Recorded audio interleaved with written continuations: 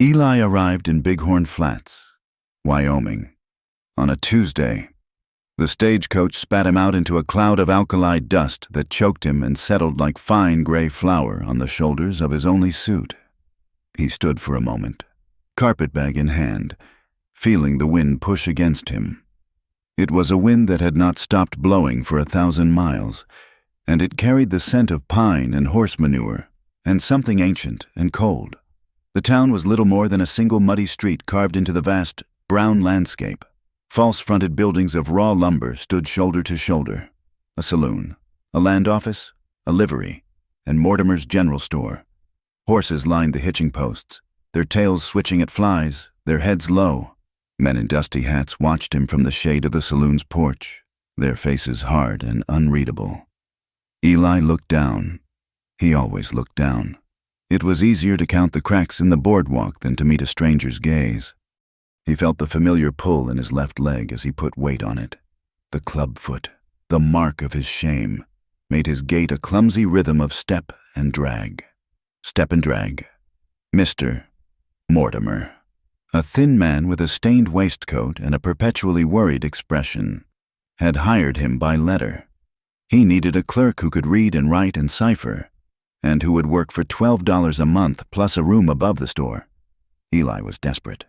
Mr. Mortimer, upon seeing Eli's limp, had sighed. "You ain't much for haulin', are you, son?" "I can count, sir," Eli had whispered, his face burning. "I can keep the books. I write a clear hand." "Well, you're here."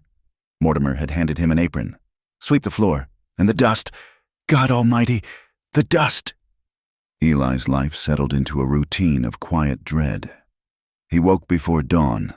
The air in his small room so cold he could see his breath. He would light the lamp, his spectacles fogging, and read a single verse from the Bible his father had packed for him. He would read it, his lips moving silently, trying to find the piety and not the poetry. Then he would go downstairs. He swept.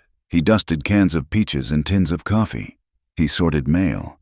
He weighed out pounds of flour and beans, his hands trembling slightly when a customer watched. He was small, frail, and 21 years old, though most guessed him to be nearer 30, or perhaps a sickly 16. His world shrank to the smell of tobacco, leather, vinegar, and soap. He avoided eye contact as if it were a physical blow. When Mrs. Davies, the smith's wife, came in for thread, he would look at her chin and murmur. When the cowhands, loud and smelling of whiskey and sweat, came for ammunition, he would look at the floor. "Look at the parson's boy," one of them had sneered one afternoon. "Afraid to look a man in the face." Eli had felt the blood rush to his cheeks. He fumbled the change, dropping a nickel. It rolled under the counter. "Leave him be, Jed," another man said, not unkindly. "He's broke, is all." They pitied him or they mocked him. He did not know which was worse. Pity felt like being stroked by a dirty hand. Mockery was the old, familiar sting of the schoolyard, the burn of his father's disappointment. He was the preacher's boy, sent west in disgrace. He had been caught, not with a woman, not with whiskey. His father, the Reverend Silas Miller, a man who saw sin in sunlight and damnation in a smile, had found him reading. It was not the Bible. It was a slim volume of poetry, slipped from a parishioner's library. He had been reading it by candlelight in his room, his lips forming the words of a love poem, feeling a strange, hollow ache in his chest. His father had not yelled. He had gone quiet, a terrible, cold quiet that was worse than any rage. "You are filled with weakness," Silas had said, his voice a razor. "You harbor softness. You walk with a crippled foot, and you nurse a crippled soul. The flesh is a temptation. Eli, you invite it in." He had taken the book and burned it in the stove. 2 weeks later, Eli was on the stagecoach to Wyoming, a place his father called God's Anvil, a place to have the weakness hammered out of him. Eli, however, just wanted to be invisible. He ate his meals of cold bread and cheese in his room. He attended church on Sunday, sitting in the back pew, his head bowed, hearing his father's sermons echo in the frontier preacher's plain speech. He did not go to the saloon. He did not go to the town socials. He was a ghost in spectacles, stacking shelves. Then, one afternoon in late October, she appeared. It was not her arrival that he noticed first, but the silence that fell upon the street. The lazy hammering from the smithy stopped. The men on the saloon porch went quiet. Eli, who was sorting through a crate of harnesses, looked up through the store's dusty front window. Two horses, wild-eyed and skittish, a paint and a buckskin, stood in the middle of the street. They were mustangs, unbroken, their manes tangled. Holding their lead ropes was a figure that Eli, for a moment, mistook for a man. The person was tall, taller than any man in Bighorn Flats, 6 foot, maybe 6'1", with shoulders that strained the seams of a worn, stained duster. Worn trousers, slick with grime and horse sweat, were tucked into heavy boots. A low-brimmed hat shadowed the face. The figure turned, and Eli saw it was a woman. She moved with a long, slow stride, pulling the horses toward the livery. She did not look at the staring faces. People moved out of her way. She was not just tall. She was built, muscular. Her hands, wrapped around the ropes, were large and scarred. She spoke to the livery owner, her voice too low for Eli to hear, but the owner shook his head. She stood there for a long moment, the horses stamping and pulling. Then she spat in the dust. She tied the horses to the rail, stroked the buckskin's nose, and turned. She was looking for work. Eli could see it in the way she scanned the street, her eyes moving over the land office, the saloon, the hotel. Her gaze passed over the general store, and for a second, Eli felt seen. He ducked back behind the counter, his heart hammering. A few minutes later, the bell above the store door jingled violently. Eli was alone. Mr. Mortimer was at the land office, arguing about a freight bill. Eli stood up from behind the counter, wiping his palms on his apron. She filled the doorway. The afternoon sun, streaming in behind her, made her a massive silhouette. She stepped inside, and the floorboards groaned under her weight. She took off her hat, revealing a tangle of dark hair, streaked with sweat, and a face that was all angles and planes. There was a thin white scar that ran from her temple to her jaw. She was not pretty. She was vast. Eli stared, unable to move. She was everything his father had preached against. She was disorder. She was strength where there should be softness. She was dirt and power. Can I? He stammered, his voice a dry squeak. Help!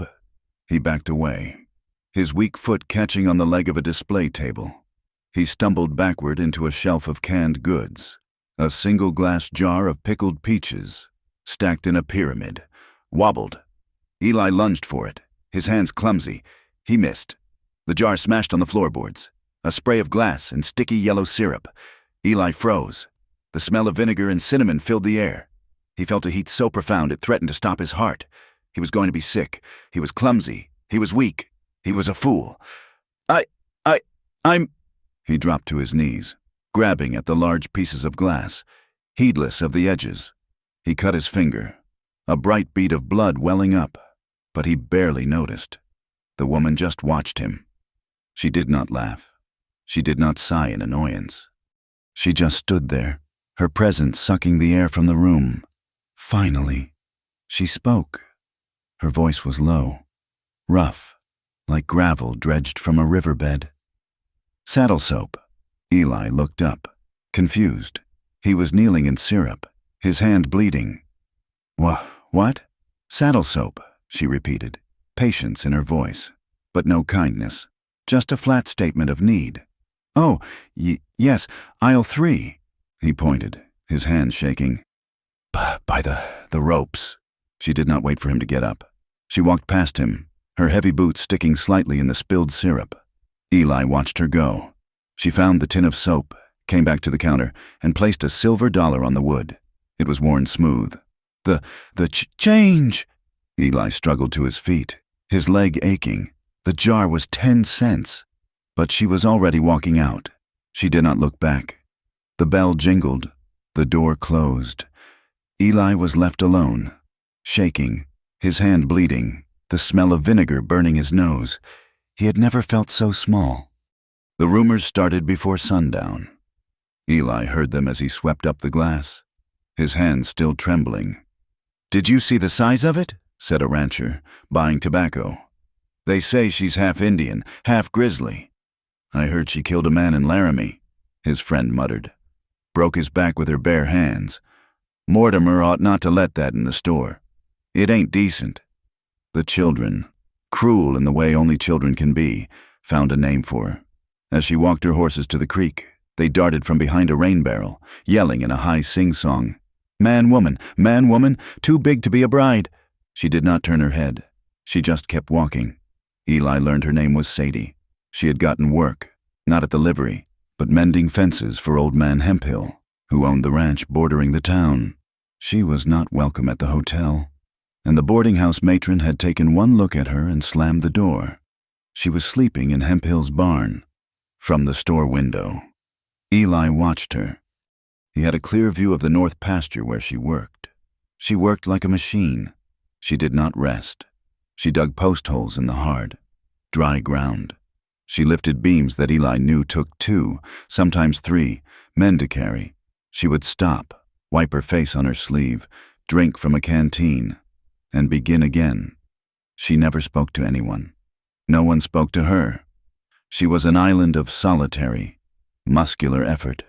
One afternoon, a week after she had arrived, Eli was watching her wrestle with a roll of new barbed wire.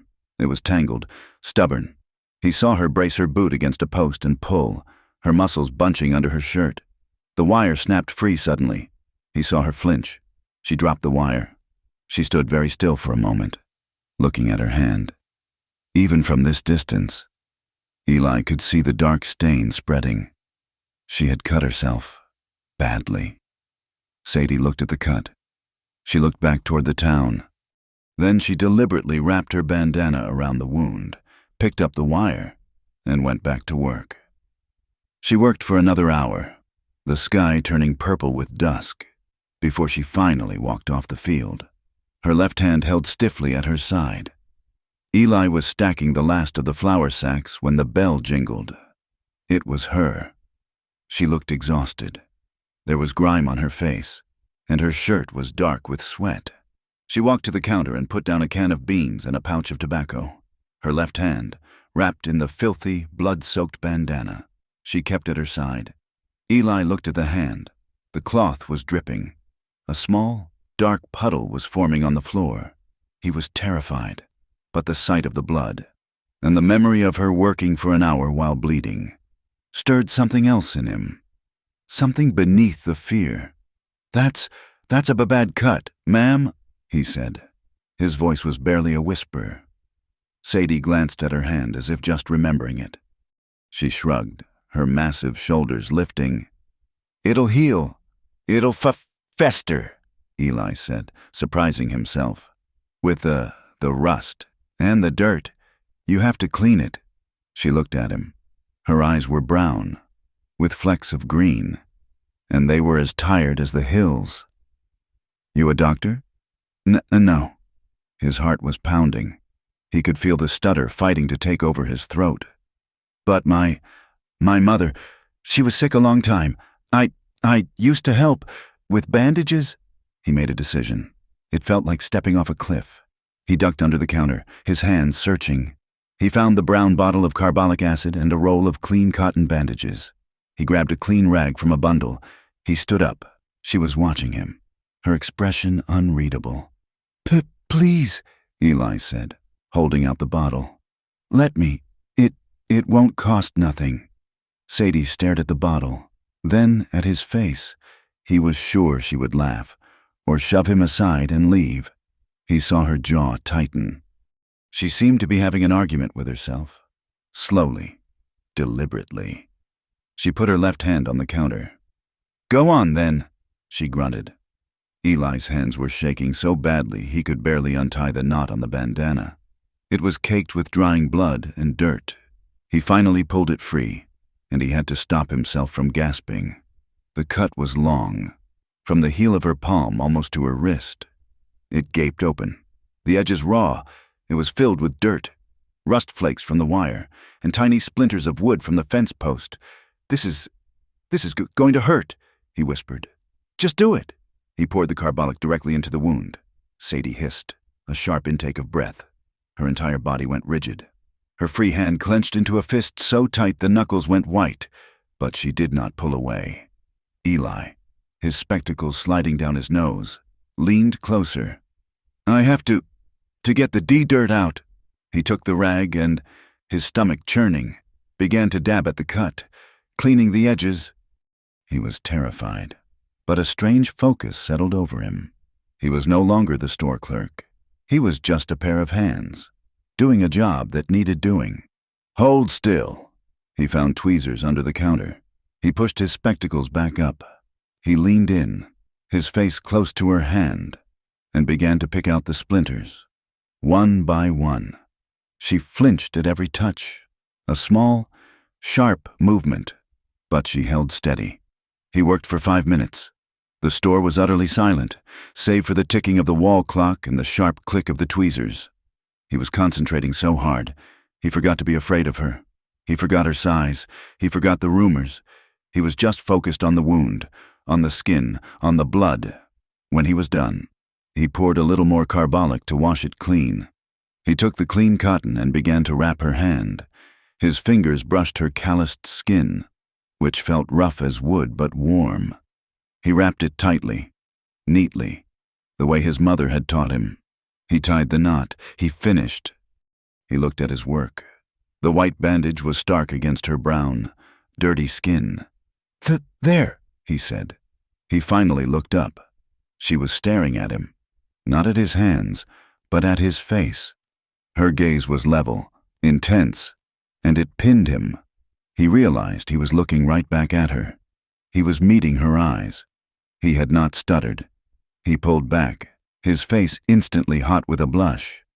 That should hold it." Sadie did not look at her hand. She just kept looking at him. The silence stretched, thick and heavy as wool. She spoke, and her voice was not the gravel he had heard before. It was softer, rough, yes, but low and filled with a strange quiet. "Ain't nobody ever looked me in the eye like that before." She put the coin for the beans and tobacco on the counter. This time, she waited as Eli, his hands shaking again, counted out her change. She took the coins, picked up her goods, and walked out. That night, Eli lay in his narrow cot, the wind whistling around the eaves of the store. He could not sleep. He kept seeing her hand, the raw cut, the dirt. He kept feeling the strange, quiet focus that had settled on him. He dreamed, but his dreams were not of the shame he felt when he dropped the jar. They were not of the fear he felt when she first walked in. He dreamed of her eyes.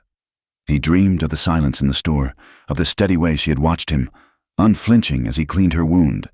He woke long before dawn, his body rigid, a strange and unfamiliar warmth low in his belly. He felt a profound pull, a confusing hunger, and then, immediate and cold, the shame crashed over him. He heard his father's voice. "The flesh is a gateway to damnation.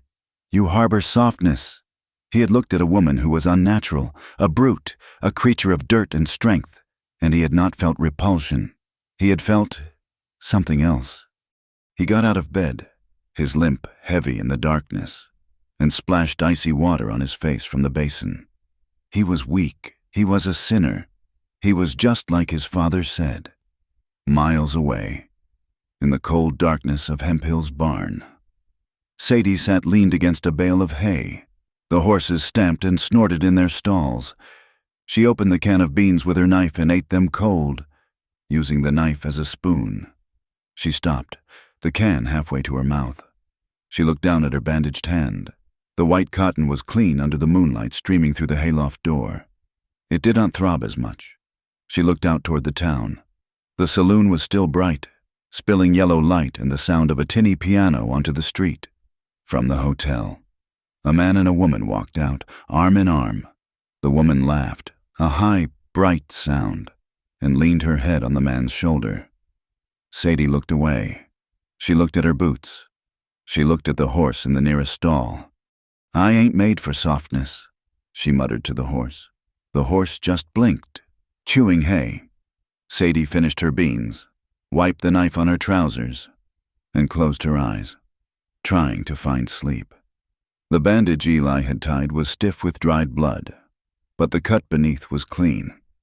Sadie returned 3 days later, her hand held awkwardly. She bought another can of beans and slid the wrapped hand onto the counter. "It needs changin'," she said, not as a request, but as a fact. Eli, his hand steadier this time, fetched the carbolic and a new roll of cotton. He unwrapped the wound. The skin was puckered and red, but the angry swelling had gone down. It was healing. He cleaned it again, the sting of the acid making her wince, but she held still. He wrapped it, his fingers moving with a new, quiet confidence. "Mister, Hemphill is done with me," she said to the counter. "Fences are mended." Eli finished the knot. What will you do? Ride on, find another ranch." She flexed her bandaged fingers. "Always another fence." Eli looked around the store. It was quiet, the mid-morning lull. Mr. Mortimer was in his office, groaning over the freight ledgers. A shipment of flour and salted pork was due, and his usual man, Silas, was down with a fever. "Mr. Mortimer needs help," Eli said, the words coming out before he could stop them. "The new app freight, it's heavy." Sadie looked at him, her eyes narrowing. "He wouldn't hire me. He needs the strong back more than he dislikes the talk." It was the longest sentence Eli had spoken to her, and it came out with only 2 stutters. He blushed, but held her gaze. Sadie considered this. She looked at her wrapped hand, then at the back room where the sacks of flour were stored. Mr. Mortimer, when Eli proposed it, looked as if Eli had suggested hiring a grizzly bear. "Her?" he squeaked, his waistcoat seeming to shrink. That giant? She'll scare off every paying customer I have. Eli." "She's strong, sir," Eli insisted, his voice low. "She dug all of Mr. Hemphill's post holes in 2 days. Silas will be sick for a week, and those barrels won't move themselves. You can pay her for the day. Cheaper than letting the flour mildew on the dock." Mortimer pulled at his collar. He was a man who understood profit and loss better than he understood fear. He looked out the window at Sadie, who was standing by the hitching post, patient as a stone. He looked at the empty storeroom.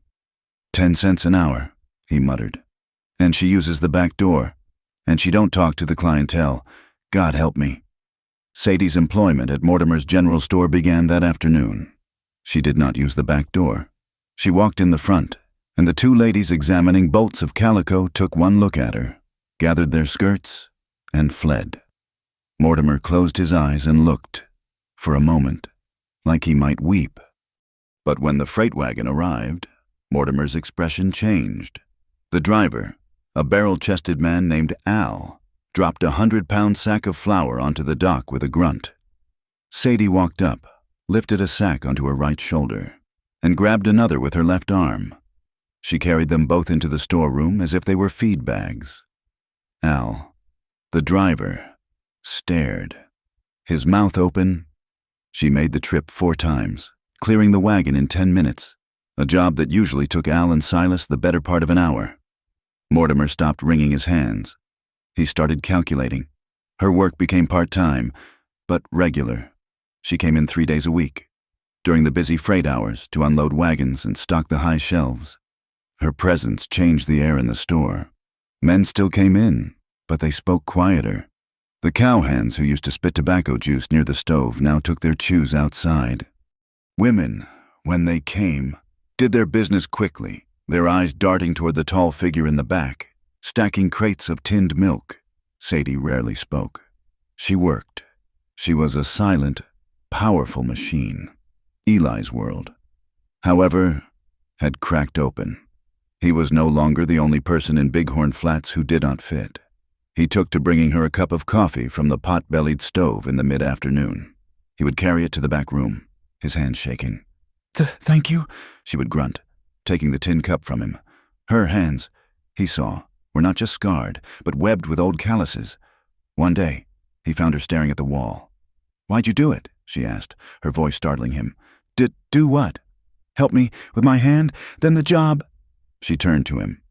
"They all think I'm a freak." "You do too." It was not a question. Eli looked at his shoes. The leather was scuffed. I know what it's like to be looked at," Sadie snorted, a short, sharp sound. "Because of that foot? That's nothing. That's just a broken piece." "I'm wrong. All the way through." "No," Eli said, his voice small but clear. "You're not." She looked at him for a long time, her eyes searching his face. She seemed to find something there, or maybe she just got tired of looking. She turned back to her coffee. A strange friendship, thin as spider silk, began to spin between them. It was built in the silence of the storeroom, over the scent of burlap and coffee and dust. She began to tease him. It was a rough, dry humor, like her voice. One morning, he was trying to use the long pole to retrieve a tin of coffee from the top shelf, his bad foot making him wobble. "Careful, Parsons' boy," she said, walking up behind him. "You fall, you'll break. You're all twigs and spectacles." Eli blushed. "I can get it." "Sure you can." She reached up, her arm extending to its full, long length, and plucked the tin from the shelf with her bare hand. She dropped it into his apron. "Don't strain yourself." He looked up at her, expecting the familiar sting of mockery, but her eyes, though stern, held no malice. He found himself smiling, a small, rusty smile. "Thank you, ma'am." "Sadie," she corrected him. "Ma'am is for old women in bonnets." He started to laugh. It was a choked, unfamiliar sound, like a pump that hadn't drawn water in a season. But it was a laugh. The incident with the barrel happened a week later. It was a cask of salted pork, thick oak bound with iron, weighing well over 200 pounds. It had been delivered to the wrong spot, and Mortimer wanted it moved to the cellar. Eli, feeling the unfamiliar warmth of his own laughter still in his chest, decided he would move it. He wanted to show he did not know who, her, himself, that he was not just twigs and spectacles. He squared himself, braced his good leg, and shoved. The barrel did not move. He tried again, grunting, his face turning a deep, painful red. He put his shoulder to it, his bad foot slipping on the dusty floor. The barrel rocked, just an inch, and settled back. He was gasping, sweat stinging his eyes, the old, familiar shame washing over him. He was weak. He was useless. "You're gonna bust a seam, Eli?" He froze, his shoulder still pressed against the wood. Sadie was standing in the storeroom doorway, wiping her hands on a rag. I have it," he panted, stepping back, humiliated. "Sure." She walked past him. She didn't look at him. She looked at the barrel. She spat on her hands, rubbed them together, and found her grip on the iron bands. She bent her knees, her back straight. "You lift with your legs," she muttered, as if to herself. She took a deep breath and lifted. Eli watched. His breath caught in his throat. The barrel came off the floor. Her muscles bunched under her shirt, her arms trembling with the strain. Her face contorted with effort, a low grunt escaping her lips. But she did not falter. She held it steady, took 2 steps, and set it down on the cellar dolly with a heavy, solid thud. She stood up, breathing hard, and wiped her forehead with her sleeve. Eli just stared. He was mortified. His failure was complete, but beneath the shame, a hotter, stranger feeling was rising. It was admiration, so pure and sharp it almost hurt. He had never seen such strength. It was beautiful. "How?" he whispered. She shrugged, still catching her breath. "Just heavy." She looked at him, at his red face and his sweat-soaked collar. "You ain't built for it. Eli, no shame in it. Some folks are built to lift. Some are built to cipher." She walked away, leaving him standing there, his heart thumping, his world tilted slightly on its axis. That evening, as they were sweeping the floors before closing, he told her. He had not planned to. The words just came out. My father. He thinks I'm weak, crippled in soul. He says, same as my foot. Sadie stopped sweeping. She leaned on her broom, her gaze distant. Fathers. She said the word like it was a curse. He sent me here because I was reading poetry. Sadie looked at him. Poetry? A love poem. Eli whispered, the shame of it burning him again. He said I was soft, inviting sin. Sadie was quiet for a long moment. My PA, she said, her voice low and flat. Wanted a son. He got me. My ma died birthing me. I think he never forgave me for it. Eli watched her. She was staring at the unlit pot-bellied stove. He taught me to rope a steer for I could sew a stitch. She continued, her voice a monotone. Taught me how to break a horse, how to take a punch, how to shoot a rifle. By the time I was 13, I could drink him under the table. By 15, I could wrestle him to the ground. She paused, and her large, rough hand tightened on the broom handle. But he never once, not one time, he never once put his arm round me, never hugged me. Guess he figured I was too big to hold, or maybe I was just too much like him. She shook her head, as if to clear it. Fathers, she said again. They fill you with rocks and tell you to swim. She went back to sweeping, her movements sharp, and Eli watched her, a hollow, aching echo in his own chest. The storm came 2 nights later, a driving November gale that turned the street to mud and rattled the windows in their frames. It was past closing. Mortimer had gone home early, leaving Eli to lock up. Sadie had stayed late, helping him move the winter stock. They were in the back room, the only light coming from a single lantern hung on a nail. The wind howled outside, a high, lonely sound. Rain lashed the small, dirty window. Eli was on a stool, marking the inventory in the ledger. Sadie was standing by the window, watching the rain turn to sleet. This weather, she said, her voice quiet, almost lost in the storm, makes a body feel small, like the world's trying to scrape you off of it. Eli nodded, his pencil still. It's loud. She turned from the window. The lantern light threw strange, long shadows across her face, softening the scar, deepening her eyes. She looked at him, not at his face, but at his mouth. You're a strange man, Eli, she said. He blushed. I'm just... You're quiet. You look at things. You ain't like the other men. They look at me and they see a mule or a monster. You just look... She took a step toward him. He stayed frozen on the stool. You ever been kissed, Eli? The question dropped into the small room like a stone. Eli's pencil slipped from his fingers and clattered onto the floor. His face, his neck, his entire body went hot. He felt as if he had been plunged into boiling water. That's not a proper... Ain't a trick question, she said, her voice even softer. She took another step.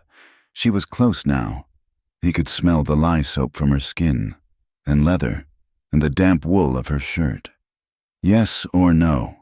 He could not speak. He could not lie. He stared at the floor, at his own boots, and gave a tiny, jerky shake of his head. No. He heard her boots shift on the floorboards. She was in front of him. He was on the stool, and she was standing, towering over him. He forced himself to look up. Her face was not hard. It was not teasing. It was curious, and something else, something he could not name. She was so close. He could feel the warmth coming from her. He saw the flecks of green in her brown eyes. She lifted her hand, the one that was scarred, and slowly, as if not sure of the movement, she reached toward his face. Clang, jangle, bang! A fist hammered on the front door of the store. Mortimer, open up! I need whiskey, damn you! It's cold as a witch's heart out here. The moment shattered. Sadie's hand dropped. She flinched, as if struck, and stepped back, her face hardened, the softness vanishing, replaced by the familiar, weary mask. Go! She grunted, her voice rough again. See to him? Eli, his hands trembling so hard he could barely stand, slid off the stool. He fumbled for his keys, his legs weak. He went to the front, unlocked the door, and sold the bottle of whiskey to the half-drunk rancher. His mind a total blank. When he came back to the storeroom, she was gone. The lantern was still lit, swinging slightly in a draft. But Sadie had slipped out into the storm. That night, Sadie lay in the cold hay of the barn, the wind screaming outside. She was not cold. She was burning. She touched her own lips with her fingers. What had she been doing? What had she been thinking? He was a man, a small, weak, trembling man, a parson's boy, afraid of his own shadow. But he had looked at her, he had seen her, and for a second, a strange, terrifying impulse had taken her. The thought of his mouth, his red face, his shy eyes. It made her chest feel tight, a dull, confusing ache. She was not soft. She hated softness. She punched the hay bale, hard. Eli, in his narrow room above the store, lit his lamp. His hands would not stop shaking. He sat on his cot for a long time, listening to the rain. He opened his journal. He wanted to write about it. He wanted to write about her face, her eyes, the feeling of her standing so close. But his father's words were loud in his head. Damnation, sin, softness. He dipped his pen, but he could not write about the kiss that almost was. Instead, he wrote, "Her hands. They are not like a lady's hands. They are scarred and strong." Today she lifted the pork barrel. It was a terrible weight, but she was not rough. Her voice, they say it is rough as gravel. But tonight, in the storm, it was quiet as the rain. He closed the book, blew out the lamp, and lay in the dark, trembling. The confrontation came 3 days later. The store was busy. The first sunny afternoon after the storm. Eli was at the counter, measuring out coffee beans for Mrs. Davies. Sadie was in the back, stacking the last of the tinned goods on the high shelves. The door banged open, and Jedediah Stokes and 2 of his friends staggered in. They were the same cowhands who had mocked Eli his first week. They were loud, half-drunk, and spoiling for a fight. "Give me a bottle, Parsons boy," Jed slurred, banging a fist on the counter. Eli flinched. Good afternoon, Mr. Stokes. Whiskey or the strong stuff, and hurry it up." Jed's eyes scanned the store, and he saw Sadie. She was on a small ladder, her back to him, placing cans of peaches on a shelf. Her height, even on the ladder, made her seem immense. "Well, looky here," Jed sneered, his voice carrying through the store. "Mrs." Davies gathered her things and scurried out. "It's the bighorn giant." Sadie did not turn. She continued her work. "Heard you're Mortimer's pet now," one of his friends called out. "Haulin' his freight like a good little mule. I'd like to see her haul something else." Jed snickered, and his friends laughed. A harsh, ugly sound. Eli froze. His blood ran cold. "Please," he whispered, his voice shaking. Just take your bottle." Jed turned on him. "What's that, Parsons boy? You protecting your sweetheart? She your girl, Eli?" He laughed and took a step towards Sadie. "Hey, freak, why don't you do something useful and leave her be?" The words were out of Eli's mouth before he could think. They were thin, reedy, but they cut through the room. Jed stopped. He turned around, his face a mask of disbelief. "What did you say?" Eli, terrified but locked in place by a force he did not understand, stepped out from behind the counter. He stood between Jed and Sadie. "I said leave her be. She ain't bothering you." Jed stared. Then he roared with laughter. "Look at this. The little cripple's got a spine." He shoved Eli in the chest. "Get out of the way!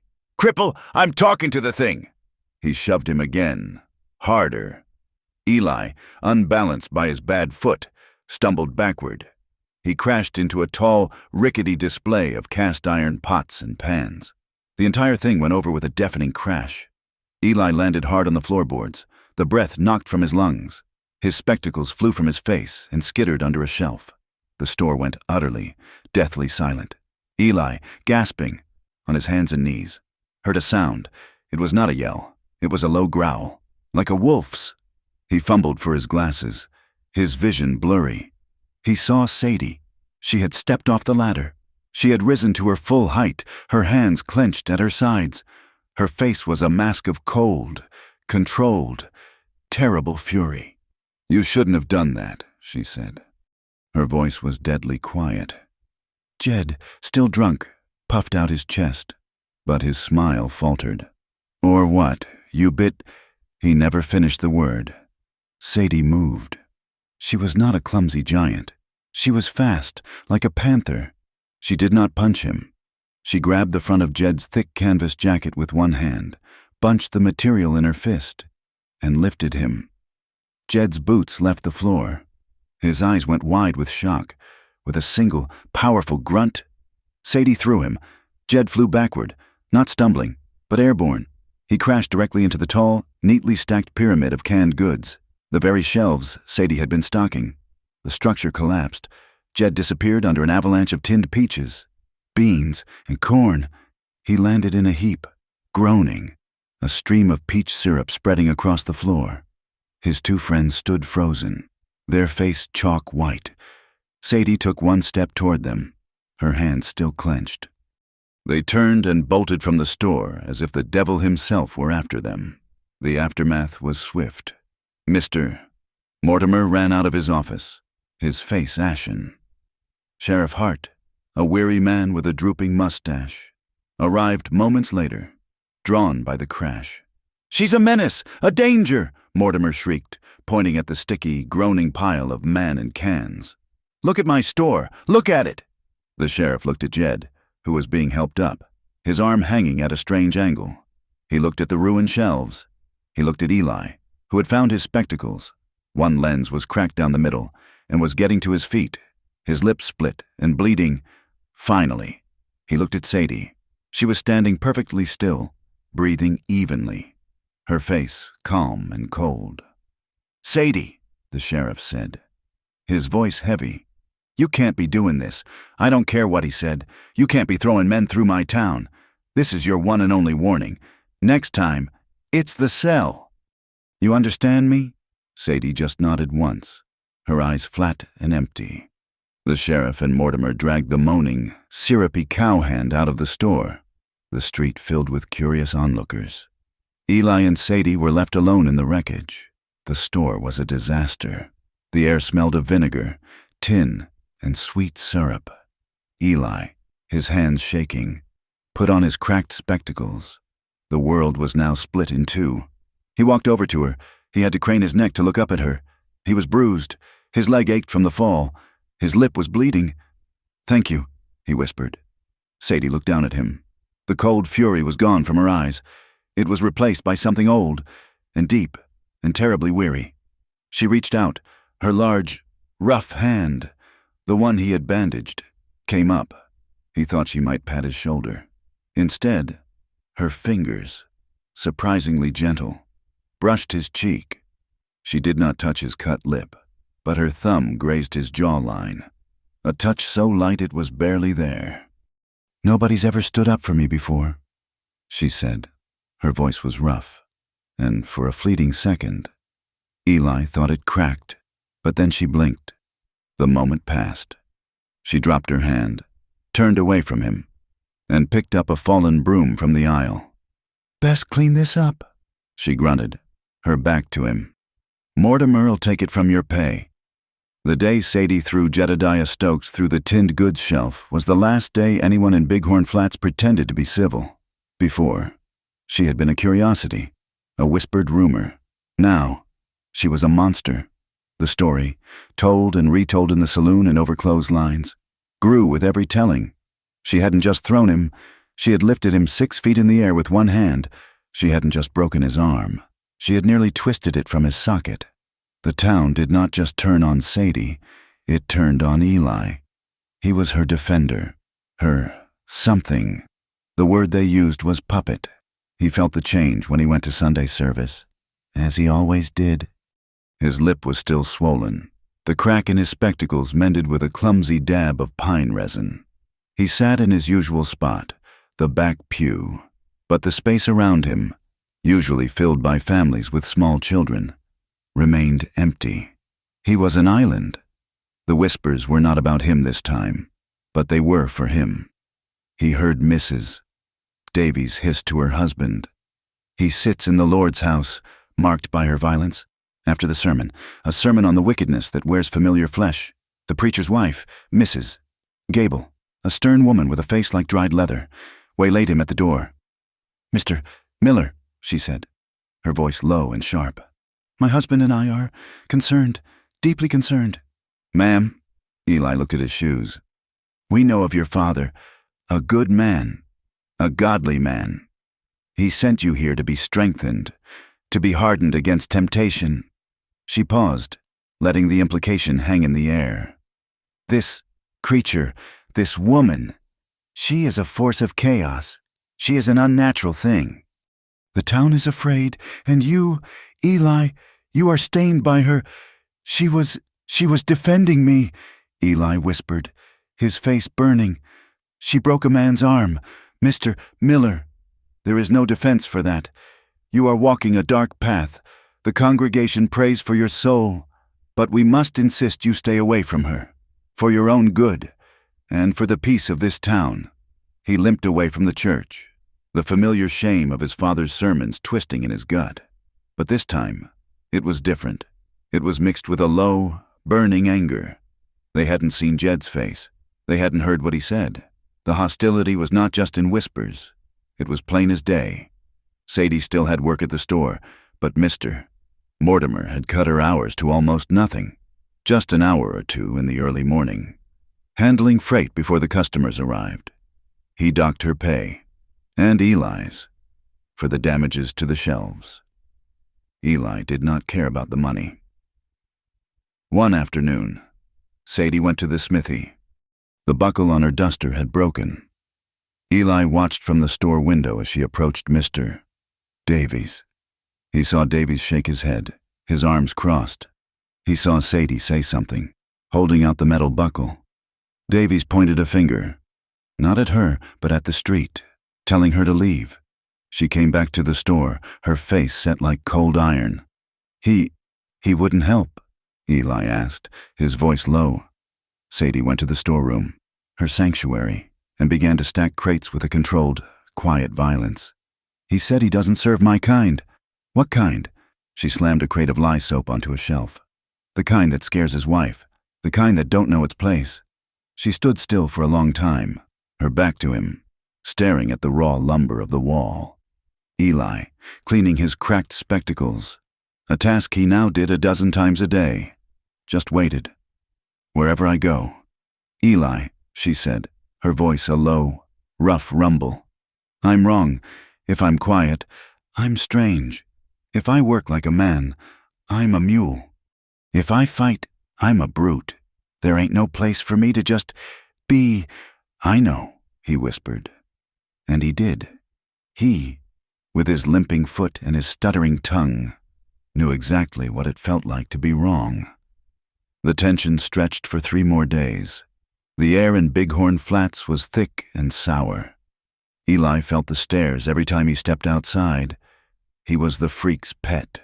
He was the cripple who consorted with the giant. Then the rain came. It started as a cold drizzle in the afternoon and, by nightfall, had turned into a driving, icy downpour. The wind howled, rattling the store's windows. Mr. Mortimer had left early, eager to be by his own fire, leaving Eli to lock up. He finished tallying the day's meager earnings, his fingers stiff with cold. He blew out the main lamps, leaving just one lantern burning by the door. He put on his coat, preparing for the miserable, muddy walk to his room above the store. When he opened the front door, the wind almost tore it from his hand, and he saw her. Sadie was standing under the narrow overhang, sheltering from the worst of the rain. She was soaked. Water dripped from the brim of her hat and ran in rivulets down her duster. "Sadie, what are you doing here?" "Waitin'," she grunted. "You'll catch your death." He looked up and down the muddy, empty street. "You shouldn't wait for me. They'll talk." "They're already talkin'," she said. "Talkin's all they do." He locked the door. The sound of the key in the lock was unnaturally loud. He pulled his hat down. Let me walk you to the barn. Ain't your keeper, Eli? I know. He just started walking, his limp more pronounced in the thick, sucking mud. She fell into step beside him. They didn't speak. The only sound was the roar of the wind, the lash of the rain, and the squelch of their boots. The town was dark. Every window was shuttered against them, against the storm. It felt as if they were the only two people left in the world. They reached the livery, the huge dark shape of the barn looming before them. It offered shelter, the scent of hay and horseflesh. They stopped just inside the massive doorway, out of the direct rain but not out of the cold. The wind whistled through the cracks in the boards. Eli shivered, pulling his thin coat tighter. You'll be all right in the hayloft." Sadie didn't answer. She took off her hat, slapping it against her thigh, sending a spray of water into the dark. Her hair was plastered to her head. She looked at him. Her face, in the deep gloom, was all shadows and angles, but her eyes looked lost. "You ever wonder what it is like, Eli?" she asked, her voice thick, almost lost in the storm. "Wonder what?" "To just be held." He froze. His heart, which had been pounding from the cold, seemed to stop. "Not grabbed," she said, her voice rough with a strange emotion. "Not pushed or shoved, just held, like you're worth something, like you're worth keeping dry." He looked at her. She was a giant. She was the strongest person he had ever known, and she looked, in that moment, as small and as breakable as he felt. He heard his father's voice in his head. Temptation, damnation, unnatural. But he also saw the woman who had taken a warning for him, the woman who had been refused service, who had stood up for him, who had confessed that she was wrong everywhere she went. Eli was terrified. His hands were shaking, but he did something he never thought he could do. He nervously, awkwardly, lifted his arms. They felt heavy as lead. I don't know how," he whispered, his voice trembling. Sadie looked at his half-raised arms. A shudder went through her, a tremor he could see. She reached out, not to his arms, but to his hand. Her fingers, calloused and strong, closed around his. Her grip was not rough. It was just sure. "Come up," she said, her voice thick. "Out of the cold." She led him to the ladder. He climbed, his bad foot slipping once, but her hand was steady on his back. The hayloft was dark, but it was dry. The rain drummed on the roof, a frantic, steady rhythm. The air was sweet with the smell of dried clover and dust. A single shaft of moonlight, breaking through the storm clouds, cut through a gap in the roof and lit a small patch of the hay. They stood in the center of the loft, breathing, the sound of their breathing and the sound of the rain. "You're shivering," she said. "So are you," he whispered. She didn't let go of his hand. She turned to him, her height making him feel like a child, but her eyes were not looking down on him. They were just looking. She leaned in. Eli's entire body went rigid. He closed his eyes. This was it. This was the sin. This was the fall. Her lips touched his. It was not soft. Her lips were chapped, firm, and cold from the rain. It was hesitant, clumsy, a question. She tasted of rain and salt and leather. He did not move. He did not breathe. He just stood there, a small, trembling man, being kissed by a giant. Then he made a sound, a small, broken sigh that was half fear and half something else. His free hand, the one that wasn't holding hers, came up and, shaking violently, grabbed the sleeve of her duster. It was all the signal she needed. The hesitation shattered. The gentleness was gone. A lifetime of loneliness, of being too big, too strong, too wrong. A lifetime of rage and hunger and cold poured out of her. She kissed him. It was not a kiss from a poem. It was a drowning.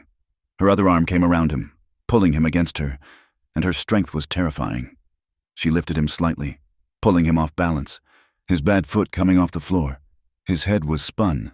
He was enveloped by her. Her mouth was fierce, hungry, desperate. Eli trembled so hard he thought his bones would break. He was overwhelmed. He was terrified. This was the abyss. This was the damnation his father had promised. But it was also the first time in his life he had ever been touched with need. Not with pity, not with mockery, not with disgust. It was pure, raw hunger. He didn't stop. He couldn't. He gripped her duster, his knuckles white, and kissed her back. He woke to the smell of hay and the gray, watery light of dawn. He was alone. For a moment, he was confused, his body stiff and aching in a way he had never known. He was in the hayloft. He was fully clothed, but his hair was full of hay and his coat was twisted beneath him. The memory of the night, of the rain, of her mouth, crashed over him. He sat up, his face burning. Sadie was gone. He heard her voice below, speaking low to the horses. He had spent the night in the barn with her. He scrambled to his feet, his leg aching, and fumbled for his spectacles. He looked a mess. His clothes were rumpled, stained with hay.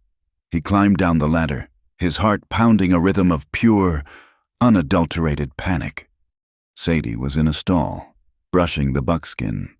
She turned as he landed on the dirt floor. Her face was calm. She looked as she always did, but her eyes held a new, dark light. "Eli," she said, her voice level. I have to go," he stammered, his stutter back with a vengeance. "Mr. Mortimer, the store." He didn't wait for her reply. He practically ran from the barn, his limp making him stumble in the mud. He burst out onto the main street, his chest heaving, and he froze. Mrs. Gable, the preacher's wife, was standing not 20 feet away, on the boardwalk, a basket on her arm. She was on her way to the mercantile. She saw him come out of the barn. Her eyes went wide. She looked at his disheveled clothes, his hay-filled hair. Her gaze flicked to the dark opening of the barn, then back to his terrified, guilty face. Her mouth formed a perfect, silent O of profound and complete horror. She said nothing. She gathered her skirts, turned, and walked away.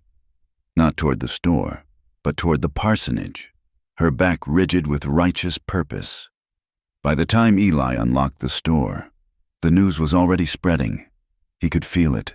The town was alive with it. The gossip exploded like gunpowder. The cripple and the giant, the parson's boy and the brute, in the barn, together. He was behind the counter, trying to sweep, his hands shaking so badly he kept dropping the broom. When Sadie walked in, Mr. Mortimer was waiting for her. He had been in his office, but he emerged as soon as he heard the bell. His face was pale, blotchy, and slick with sweat. He was shaking with rage. "Get out," he hissed. Sadie stopped. I have the freight to unload. Get out!" Mortimer pointed a trembling finger at the door. "I will not have a harlot, a degenerate, in my store. You are filth. You are a corruption. I warned you," he shrieked, turning on Eli. "I warned you about her. And now she has pulled you into her sin. Mr. Mortimer, please," Eli begged. "It was the rain. She is fired," Mortimer screamed, his voice cracking. "And you, Eli Miller, are one step from it. One more word for her, and you are out in the street with her." Eli looked at Sadie. Her face was stone. She had not flinched. She had not argued. She looked at Mortimer, then at Eli. Her eyes were empty, as if she had expected this, as if this was the only way it could ever be. She nodded once, slowly. She turned and walked out of the store. The bell tinkled softly behind her. Eli stood there, frozen, his heart a cold, dead stone in his chest. He found her in the barn an hour later. He had walked out of the store, ignoring Mortimer's sputtered threats. She was packing her few belongings, a bedroll, a canteen, a spare shirt, her tin of saddle soap, were being rolled into her duster. "Sadie," he whispered, his voice cracking. "You best get back," she said, not looking at him. "He'll fire you." "I don't care." He walked toward her, his limp heavy. "It's my fault. What they're saying. I'm so sorry, Sadie. I shouldn't have stayed. It ain't your fault. Eli." She tied the bedroll with a piece of rawhide, her movements quick and efficient. "It was mine. I knew better. I'm just wrong. I forgot for a minute." "Don't say that. It's true." She slung the roll over her shoulder. "I'll be gone by noon." "Where will you go?" "West, over the mountains. California, maybe the ocean, someplace big enough to get lost in." Footsteps, heavy and official, sounded on the dirt floor. "Not going anywhere. Sadie." It was Deputy Pike. He was young, with a cruel mouth and an oversized badge. He was holding a warrant. "You're under arrest," Pike said, enjoying the moment. Sadie's hand, which had been reaching for her saddle, froze. "For what? Mortimer fired me. I'm leaving." Not for that," Pike sneered. "For aggravated assault. Jed Stokes. Doctor says his arm is broke in 2 places. Bad break. He might not get the use of it back, and Sheriff Hart don't take kindly to his warning being ignored." "He pushed Eli," Eli shouted, stepping forward. "He called her a freak." "Quiet, cripple," Pike said, his hand dropping to the pistol on his hip. "This ain't your concern." He looked back at Sadie. "Now, put your hands behind your back, ma'am. Real slow." Sadie looked at Pike. She looked at the warrant. She looked at Eli, his terrified, pale face. And then she looked at the small, barred window of the town jail, which she could see from the barn door. A cage. "No," she said. "That ain't a request." Pike drew his pistol. Sadie moved. She was faster than any man his size. She was faster than Pike. Before he could raise the gun, she grabbed his wrist. She slammed his hand against the wooden stall. Hard. Eli heard a sharp crack, and Pike screamed. The pistol clattered to the floor. Pike yelled, clutching his broken wrist. Sadie didn't hesitate. She hit him.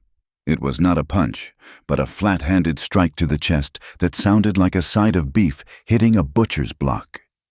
Pike flew backward, his feet leaving the floor, and crashed into a pile of hay. The wind knocked out of him. Gasping like a fish, Sadie scooped up the fallen pistol. "Sadie, no! My God, no!" Eli cried, his hands flying to his mouth. She turned to him, her face a mask of cold, desperate fury. She had the gun in her hand. "They'll hang me, Eli," she said, her voice flat and certain. "Or they'll lock me up till I rot. I ain't going in a cage." She strode to her horses, the paint and the buckskin. She threw her bedroll onto the paint and saddled it in 3 swift, practiced movements. "Are you coming or not?" she snapped. Eli stared at her, at the gun, at the groaning deputy. The town hated him. His father had disowned him. Mortimer had all but fired him. If he stayed, he was nothing. He was alone. He looked at her, this giant, violent, broken woman who had kissed him in the rain. He nodded. "Get on the buckskin," she ordered, "and hold the mane." I can't ride," he stammered. Not proper. You'll learn today." She grabbed him by the front of his shirt and, with one powerful arm, lifted and threw him onto the horse's bare back. He landed with a painful thud, grabbing the mane, his bad leg dangling uselessly. Pike was stirring, trying to get his wind back. Outside, shouts were rising. Someone had heard the commotion. Sadie mounted the paint, the pistol still in her hand. She kicked open the barn doors. A few men were running toward them. Sadie raised the pistol and fired one shot into the air. The sound was deafening. The crowd scattered. Screaming, "Go!" she yelled, and she brought her hand down hard, slapping the rump of Eli's buckskin. The horse bolted, terrified. Eli screamed, clinging to the mane for dear life. They shot out of the livery, Sadie right behind him, her paint thundering. They tore down the main street, scattering chickens and a barking dog. They galloped past the silent, staring faces of the townspeople, past the church, past Mortimer's store. They rode north, toward the high country, toward the wilderness. The ride was a blur of agony. Eli, unused to riding, was jostled and slammed against the horse's spine. His bad leg was a fire of pure pain. His spectacles were gone, lost in the barn. The world was a blurry, terrifying rush of brown and gray. They rode for hours, up into the foothills, where the dirt turned to rock and the air grew thin and cold. Sadie did not slow. She pushed the horses until they were lathered in sweat, their breath coming in ragged, steaming clouds. By nightfall, Eli was done. He slid from the horse's back, his legs buckling, and collapsed onto the frozen ground. He could not move. He was shaking violently, sobs catching in his throat. "I can't," he gasped, his teeth chattering. "I can't. Just leave me." Sadie dismounted. Her face was grim, her eyes scanning the darkness. They were high up. The hills around them were dusted with the first snow of winter. In the distance, a wolf howled, a high, lonely sound that chilled Eli to his very bones. "Get up, Eli!" Her voice was hard. "I can't." She pulled him to his feet as if he weighed nothing. She half-dragged, half-carried him 20 yards to a shadow in the rocks. It was a shallow cave, barely an overhang, but it was out of the wind. She tethered the horses. She used her own bedroll and the one saddle blanket they had to make a nest on the cave's rocky floor. It wasn't enough. The cold was a living thing, a predator. Eli curled into a ball, shaking so hard he thought he would rattle apart. "We're going to freeze," he whispered. Sadie looked at him, his small, trembling form. She sighed, a long, weary sound. She sat on the blankets and pulled him down. She wrapped the meager coverings around them both. Then she pulled him against her. She locked her arms around him, pulling his back against her chest, cocooning him. He was small against her. Her body was a furnace. His head was tucked under her chin. Gradually, the violent shivering subsided. They were curled together, two outcasts, the wind screaming over the mouth of the cave. They lay in the dark for a long time.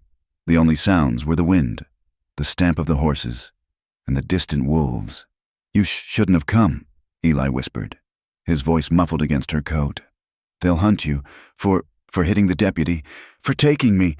They were going to lock me up anyway," she said, her voice a low rumble against his ear. "I told you, I ain't going in a cage. Eli, never again." What do you mean?" he asked. "You said that before." He felt her take a deep breath. Her heart, pressed against his back, beat a slow, heavy drum. "This ain't the first time I've run," she said, her voice flat and dead in the dark. "Back in Nebraska, I was working a ranch. The owner, a man named Calloway, a widower, he was a big man. Thought he owned everything, including the help." Eli went rigid in her arms. "He came to the bunkhouse one night, drunk, said I was unnatural, said he was going to find out if I was a woman or not. He tried to force himself on me." Eli squeezed his eyes shut. "I didn't let him," she continued, her voice hollow. "He grabbed me. I fought. He was strong, but I was stronger. I hit him. He fell back, hit his head on the stove. I broke his jaw. My God, Sadie." He told everyone I attacked him, that I was a brute, a liar, that I tried to force him. Who were they going to believe? Eli? Him, the rich rancher? Or the giant man-woman who worked his fields? She held him tighter, her arms trembling with a desperate, crushing strength. "They ran me out, put a bounty on me for assault. That's why I came here. So far west. Thought I could be quiet. Thought I could just mend fences." Her voice broke. "Just for a second. But I'm just wrong." She buried her face in his hair. "I ain't going in a cage for that. Not for Calloway. Not for Jed Stokes. Not for any of them." Eli, his own face wet with tears he hadn't known he was crying, turned in her arms. He pressed his face against her chest, holding onto her. He was not afraid of her. He was not ashamed. He was just with her. And the wolves howled. They survived for 3 days on a handful of wild onions Eli had recognized from a botany primer and the last of the jerky from Sadie's saddlebag. The cold was a constant, physical presence, a third member of their party. Eli's limp, aggravated by the cold and the unaccustomed riding, had become a dragging agony. He rode when he had to. his face pale and set in a mask of pain, and walked when he could, his teeth chattering. On the fourth day, Sadie snared a rabbit. She had risen before dawn, a silent shadow, and disappeared into the pine scrub. Eli, waking alone in the meager bedroll, felt a moment of pure animal panic.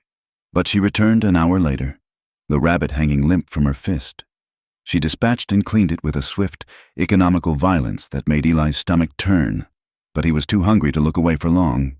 They roasted it over a small, nearly smokeless fire of dry pine, hidden in a cleft of rock. The smell of the cooking meat was maddening. They ate it with their hands, the hot grease dripping down their chins. It was the best meal Eli had ever had. That afternoon, a truce settled between them. The desperation eased, replaced by the simple, shared fact of survival. Eli, huddled by the fire for warmth, saw a long, jagged rip in Sadie's duster, torn during their flight from the barn.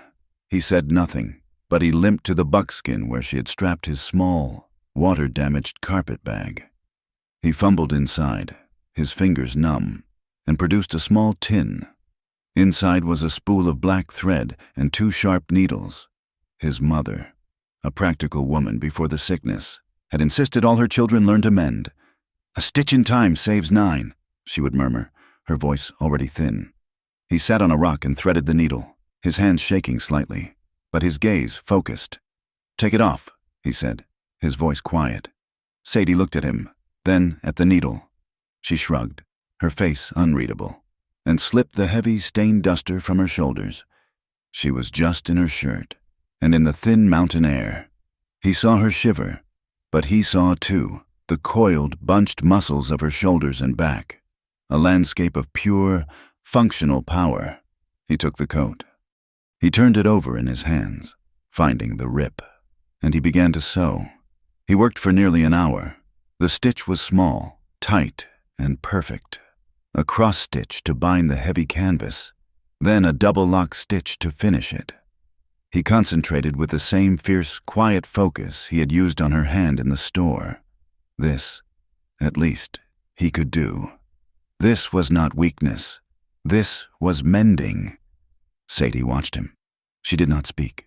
She watched his small, pale hands, the brows furrowed behind his cracked spectacles, the way his tongue darted out to wet his lips in concentration. He was a small, strange, broken man, and he was sewing her coat as if it were a wedding dress. He finished. He bit the thread, knotted it, and held it up. The seam was barely visible, a dark, clean scar. "It will hold," he said, his voice proud. She took the coat from him. She ran her large, calloused thumb over the stitches. He had not just closed the hole, he had reinforced it. She looked at him, and for a second, her face softened so much he thought she might smile. She did not. She just nodded, a single, sharp dip of her chin, and put the coat back on. Later that evening, Eli was trying to find a comfortable way to sit, his leg throbbing, his walking stick, a flimsy piece of aspen he had picked up, was too short and offered little support. Sadie, who had been staring into the fire, stood up. She walked to a dense thicket of mountain mahogany, the wood hard as iron. She examined the branches. Then, with her knife, she cut a thick, straight limb. She brought it back to the fire. She did not ask his height or his grip. She measured him with her eyes. She began to carve. She worked as he had, with a quiet, patient focus. The knife blade, razor sharp, peeled back the bark, smoothed the knots, shaped the wood. She carved a notch for his hand, rounding the edges so they would not bite. She measured it against her own grip, then shaved it down. Knowing his was smaller, she carved until it was smooth, perfectly balanced and strong. She finished, and without a word, she held it out to him. Eli took it. The wood was still warm from her hands. He wrapped his fingers around the grip. It fit perfectly, as if he had been born to hold it. He stood up, putting his weight on it. The stick held firm, taking the strain from his hip, settling his balance. He looked at her, his throat thick. "Thank you," She just poked the fire with another stick. "It's just wood," she grunted. The next morning, she brought him the deputy's pistol. "You need to learn," she said. Her voice was flat. Eli recoiled as if she had offered him a snake. "No, I can't. I've never. My father—" "Your father ain't here," she said, her voice hard. "And those men from town are, or that bounty hunter, or others. I can't be awake every second. I can't be the only one who can fight. What if I'm hurt? What if I'm asleep? You'll let them take you, take me?" He stared at the gun. It was heavy, black, and smelled of oil and sulfur. It was a tool of damnation. I am not a violent man. Sadie, this ain't about being violent." She shoved the pistol into his hand. His fingers closed around it instinctively. It was heavy, far heavier than he'd imagined. "It's about living to see sundown. You think I like it? You think I like breaking men and running? It's just what has to be done." She took him 20 yards from the camp, to a clearing, and set a pine cone on a stump. "Point it. Hold it with both hands. It'll kick. It'll kick hard enough to break your nose if you hold it wrong." He held it. His arms trembled. He was sweating. Though the air was cold, he was holding sin. "You flinch. You miss," she said, her voice in his ear, low and steady. "You flinch. You die. Don't think about the noise. Don't think about your father. Just look at the cone. Look at the one spot you want to hit and squeeze. Don't pull. Squeeze." He closed his eyes. "Open 'em, Eli," she commanded. "You can't shoot with your eyes closed." He opened them. He saw the cone. He saw his shaking hands. He pulled the trigger. The explosion was deafening. The gun leaped in his hands. A brutal, jarring shock that ran up his arms and rattled his teeth. He cried out, dropping it, stumbling back. His ears rang. The smell of sulfur was thick in his throat. The pine cone was untouched. He was shaking from head to toe. I can't! Sadie picked up the pistol. She reloaded the spent chamber. She held it out to him again. "You can— I'm weak," he cried, tears of frustration and fear stinging his eyes. "I'm a cripple. A parson's boy. I'm not you." She grabbed the front of his shirt. She didn't shake him, but her grip was iron. She pulled him close, her face inches from his. "You ain't weak," she said, her voice a low, fierce growl. "You just never been allowed to fight. Your father put you in a cage your whole life. Eli. He told you that you were small and soft and broken, and you believed him. You stood up to Jed Stokes. You walked out of that store. You got on that horse. You ain't weak." She let go of him and shoved the gun back into his chest. "Now, pick it up and shoot the cone." He looked at her. He looked at the gun. He looked at the cone. He took a shaky breath. He picked up the pistol. He held it with both hands. He did not aim for the cone. He aimed for the tree next to it, a wider target. He squeezed. The explosion was just as loud, but this time, he was ready for it. He held on. He saw a small puff of bark fly from the tree. He had hit it.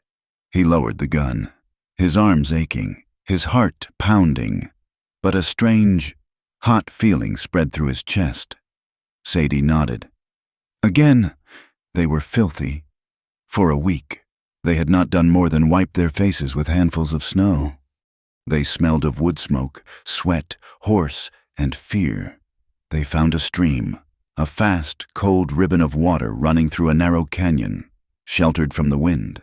The sun, bright in the thin mountain air, warmed the rocks. "We need to wash," Sadie said. "The smell of us will carry for a mile. It'll bring trackers or wolves." She began to unbutton her duster. Eli, his face instantly hot, turned his back. He heard the splash of water, the sharp, gasping breath as the cold hit her skin. He heard her washing, a vigorous, practical sound. He stood, his back to her, rigid with shame and a new, sharp awareness. "Your turn." He heard her come out of the water, the sound of her wringing out her shirt. He did not turn. "Eli." He turned. She was standing on the bank, dressed again, her hair dark and slick. water dripping from her face. "Go on," she said.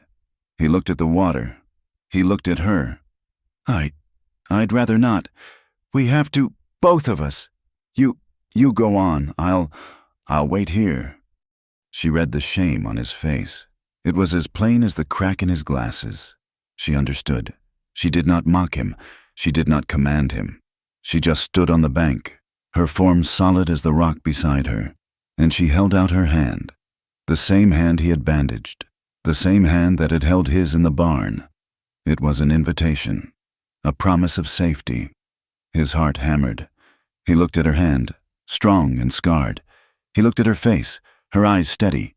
He was more afraid of this than he had been of the gun. Slowly, his hands shaking, he took her hand. Her grip was firm. He kept his eyes on her face as his clumsy, trembling fingers went to the buttons of his own shirt. He undressed. He was slow, agonizingly shy. He pulled off his shirt, revealing his pale, thin chest, his ribs like a bird's. He fumbled with his trousers, his bad leg making him awkward. He was scarred, not just his foot, which he kept hidden until the last, but his soul.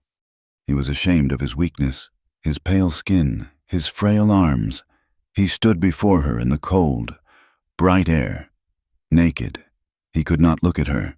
He stared at the ground, at his club foot, twisted and small.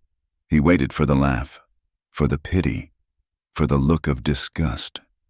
Sadie did not look at his foot. She let go of his hand.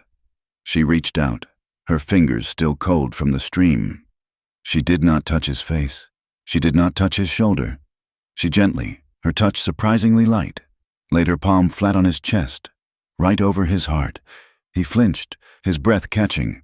He could feel the calluses of her hand, the warmth of her skin, and the wild, frantic beating of his own heart against her palm. He looked up. She was not looking at his foot. She was looking at his face. Her eyes were not cold, or hard, or curious. They were soft, a word he never would have used for her. Soft and deep, and full of a quiet, aching understanding. "You ain't broken," she whispered. Her voice was rough. "You're just built different." He stared at her, his throat so tight he could not speak. She leaned in, and she kissed him. It was not the desperate, frantic kiss of the hayloft. It was not the clumsy, rain-chilled kiss in the barn. This was slow. It was warm. It was a discovery. Her lips were no longer chapped. They were soft, and they tasted of cold water and sunlight. He did not tremble with fear. He kissed her back. His hand, the one that had held the walking stick, came up and found her arm, her shoulder, her neck. He held on to her. The cold mountain air was on his skin, but he was burning from the inside out. They made love that afternoon, on the sun-warmed pine needles beside the stream. It was slow. It was careful. It was intense. For Eli, it was a revelation.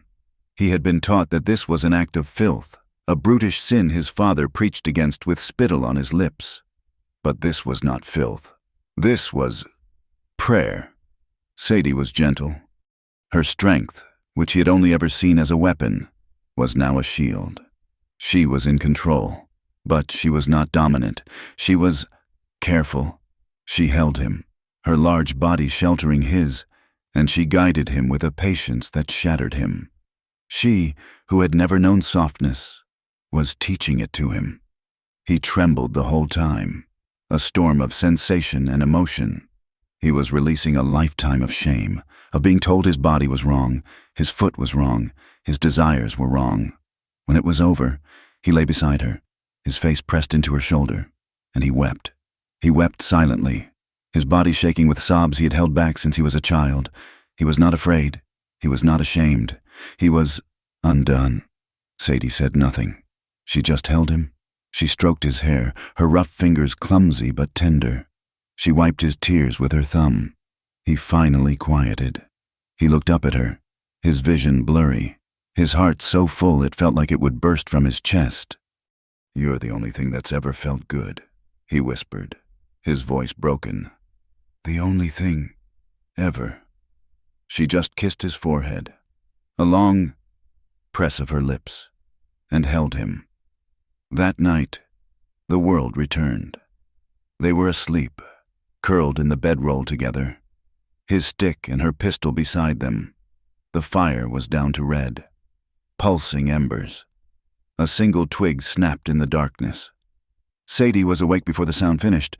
She did not move, did not startle. She simply was. Her eyes opened. Her hand slid from Eli's back and found the grip of the pistol. Eli, sensing her tension, woke up. He saw her, a shadow in the moonlight, her body coiled, the gun aimed into the darkness. "Who's there?" she called. Her voice was not a woman's voice, or a man's. It was the low, dangerous growl of a bear. A figure stepped out from the trees, his hands raised, palms out. "Easy, girl, easy, just passing through, smelled your smoke." He was old, grizzled, with a long gray beard and a filthy sheepskin coat. A rifle was slung on his back, but his hands were high. "That's close enough," Sadie said, her voice like ice. The gun did not waver. "Figured as much." The old man's eyes were sharp. They took in Sadie, her size, the gun. They flicked to Eli, small and pale, sitting up in the bedroll. They lingered on the two horses, the paint and the buckskin.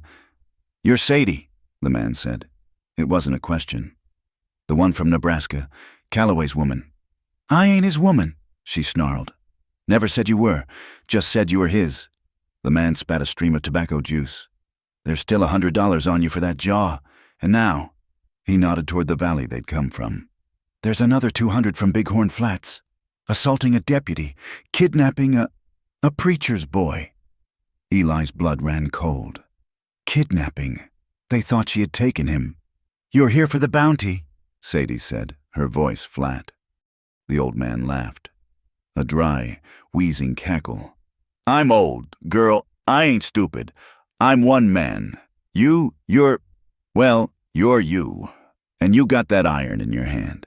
And you look like you know how to use it. That $300 ain't worth the hole you'd put in me."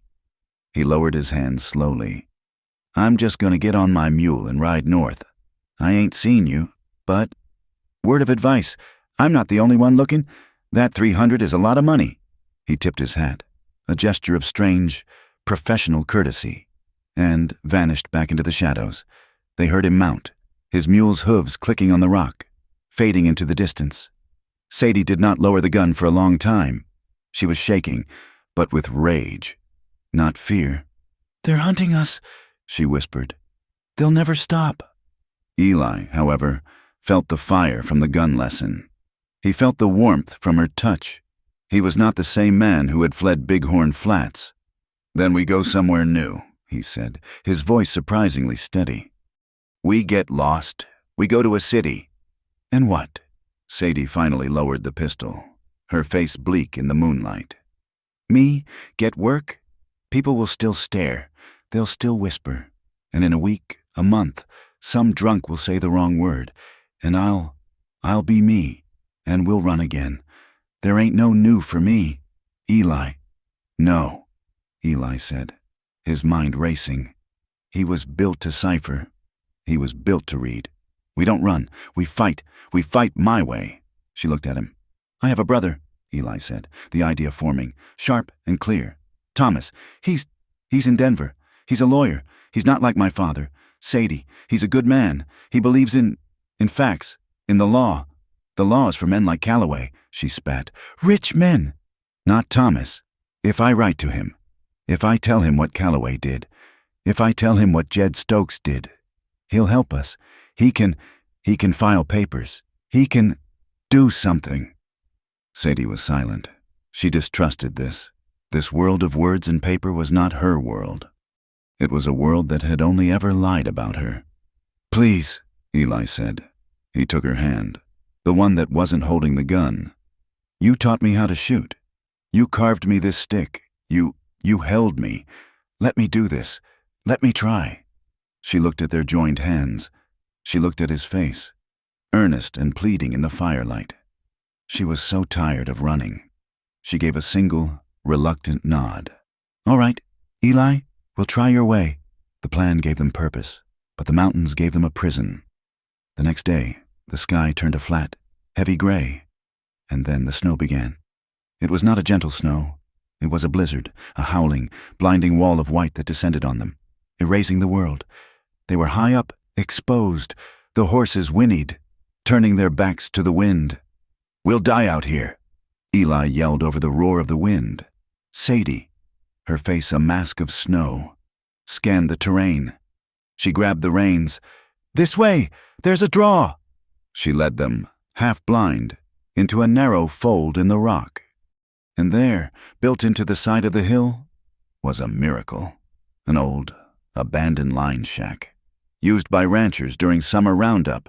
It was barely a cabin. The roof was half collapsed, the door gone, but it had 3.5 walls. They shoved the horses into the most sheltered corner, the animals huddling together for warmth. Sadie and Eli scrambled inside the tiny, dark space, which was barely big enough to lie down in. The storm raged. For 2 days, the world was nothing but white noise and biting, lethal cold. They were trapped, but they were together. They had the last of the rabbit, the blankets, and each other. They huddled, his back to her chest, just as they had that first night, sharing every scrap of body heat. The tiny, ruined shack became their world. They were not running, they were not fighting. They were just being. They told stories, whispers in the roaring dark. Eli told her about his brother, Thomas, how he had always defended Eli from their father, how he had slipped him books. He told her about the love poem he had been caught reading. "What was it?" she murmured, her voice sleepy, her breath warm on his neck. It was by Mr. Keats," he whispered, blushing in the dark. "It said, 'Bright star, would I were steadfast as thou art.' It was about wanting to be close to someone, forever." "Forever's a long time," she murmured. She told him about her mother, whom she'd never known, how her father had only ever said one thing about her. She was small. She told him about a stray dog she'd found when she was 10, a little brown terrier. She had hidden him in the woods, stealing scraps for him. Her father found him. He said a ranch had no place for a useless mouth. He shot the dog. Eli, listening, felt a hot, terrible anger. He twisted in her arms and held her. On the 3rd morning, the wind stopped. The silence was as profound as the storm. A bright, cold sun lit a world that was buried in 4 feet of snow. They were alive. Eli, stiff, crawled out of the shack. The world was new, white, and dazzling. He took a deep breath of the clean, frozen air. He felt clean. Sadie emerged behind him, stretching, her tall frame unfolding in the bright light. She looked at the snow, at the blue, endless sky. Eli, filled with a strange, giddy relief, stooped, packed a handful of the light, powdery snow, and threw it at her. It hit her in the chest with a soft poof. She froze. She looked at the white mark on her duster. She looked at Eli, whose hand was still raised, his face a picture of, "Oh no, what have I done?" He started to stammer. I'm sorry, I just—" Her face, which had been stern, cracked. Her mouth quirked. A strange, rusty, unfamiliar sound came from her throat. She was laughing. It was not a giggle or a chuckle. It was a real, raw, deep laugh. A sound of pure, unadridden joy. It was the loudest, most beautiful sound Eli had ever heard.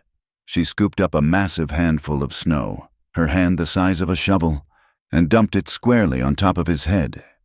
He yelped, sputtering, the snow falling down his collar, and he laughed too. They stood in the bright, silent, snowbound world, 2 outcasts, laughing until tears ran down their faces, leaving tracks on their smoky, grimy cheeks. The descent from the mountain was a slow, walking agony. The blizzard had left the high passes choked with snow, and they were forced to lead the horses, plunging waist-deep into drifts, their lungs burning from the cold. Thin air. Eli's carved walking stick was his anchor, saving him from falling 100 times. Sadie, her face grim and set, broke the trail, using her height and strength to stamp a path for him and the animals. They ate the last of their food, their hunger a dull, constant ache. But they had survived. They had laughed. The shared warmth of the ruined shack had forged something new between them, a bond tougher than the frozen ground. When they finally reached the lower, snow-free valleys, they were gaunt, ragged, and alive. They found a shallow, fast-running river and followed it south, away from Bighorn Flats, away from the life they had known. They came upon a town nestled in a dark fold of the hills, a place called Carbon Creek. It was not a town of homesteads and false-fronted stores like Bighorn. It was a mining town, a place of work and soot. A permanent gray haze hung over the cramped valley from the coke ovens, and the creek itself ran black with coal dust. The buildings were unpainted, functional, and ugly. The streets were filled with men with blackened faces and hacking coughs. It was perfect. It was a place where everyone was too tired or too busy to notice a stranger. A place where anonymity was the common currency. "We stop here," Sadie said, her voice rough. "We need money." And food. They had one thing of value. Her horse, the Paint, the animal that had carried her to Wyoming. She sold it at the livery, a grimy stable at the edge of town. She did not haggle. And she did not look the horse in the eye as the stableman handed her $30 in crumpled bills. It was a terrible price. But it was enough. That night, they rented a room. A tiny, 8x10 shack of raw pine planking, perched precariously on a hill overlooking the slag heaps. It contained a narrow cot, a rusted pot-bellied stove, and a single crate for a table. It cost $1 a week. The first thing Sadie did was take her knife. She sat on the cot, gathered her long, dark hair in one fist, and sawed it off. The tangled locks fell to the floor, leaving a rough, hacked-off stubble. She looked like a sheared sheep. Eli watched, his throat tight. "Sadie, your hair, it's just hair." She took the remaining buckskin, the horse they had kept, and sold its saddle. With the money, she went out and returned with a heavy, second-hand mackinaw, a thick wool coat favored by the miners, and a flat cloth cap. She put them on. The coat was shapeless, hiding her figure, and the cap pulled low shaded her face. Her height remained, but she was no longer obviously a woman. She was just another large, rough-looking laborer, one of many who drifted through Carbon Creek. The next day, Eli went to find work. He put on his mended spectacles, his only suit coat, and took his carved walking stick. He felt the old, familiar shame, the dread of being judged. But then he felt the solid weight of the stick in his hand, a reminder of her strength. He walked with his head up. He found a job at a freight depot. The manager, a harassed man named Peters, was buried under a mountain of manifests and bills of lading. "You can cipher?" Peters asked, not even looking up. "Yes, sir," Eli said, his voice clear. "I can keep a ledger. Double entry. I write a clear hand." "And you won't steal from me?" "No, sir. I'm an honest man." "Fine. $10 a week. You start now." And so their life began. It was a life of soot and hard work, but it was a life they had chosen. Eli would leave in the dark morning, his lunch pail in his hand, his stick tapping on the frozen mud. He would walk to the depot and spend 10 hours a day, his fingers stained with ink, bringing order to the chaos of the freight company's books. He was good at it. His mind, trained on scripture and poetry, found a strange peace in the logic of numbers. For the first time, he felt useful. Sadie took odd jobs. She shoveled coal from derailed cars. She mended fences for the mule company. She stacked lumber at the sawmill. Her strength was a commodity here. And as long as she wore her cap and her big coat, no one asked questions. She was just Sadie, the new hand, who didn't talk much but could outlift any 2 men at the yard. They lived in the tiny shack. They pushed the narrow cot against the wall, and it became their bed. They shared it, their bodies curled together against the cold, a tangle of limbs. Eli would wake in the night, his face pressed against her strong back, and feel a profound, terrifying peace. This, he knew, was home.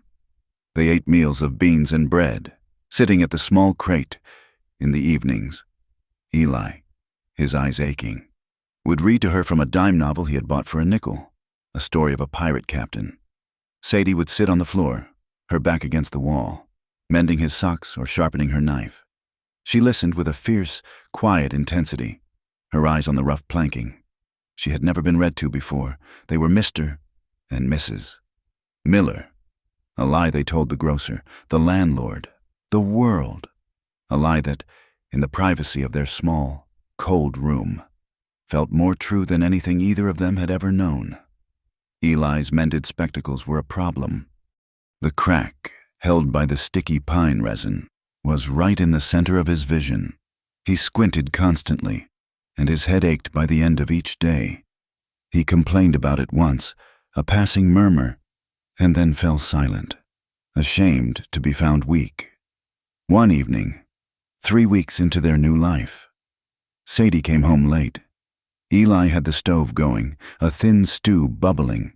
She had been paid for clearing a collapsed mine support. She walked in, her face dark with soot, and dropped a small, paper-wrapped parcel on the table.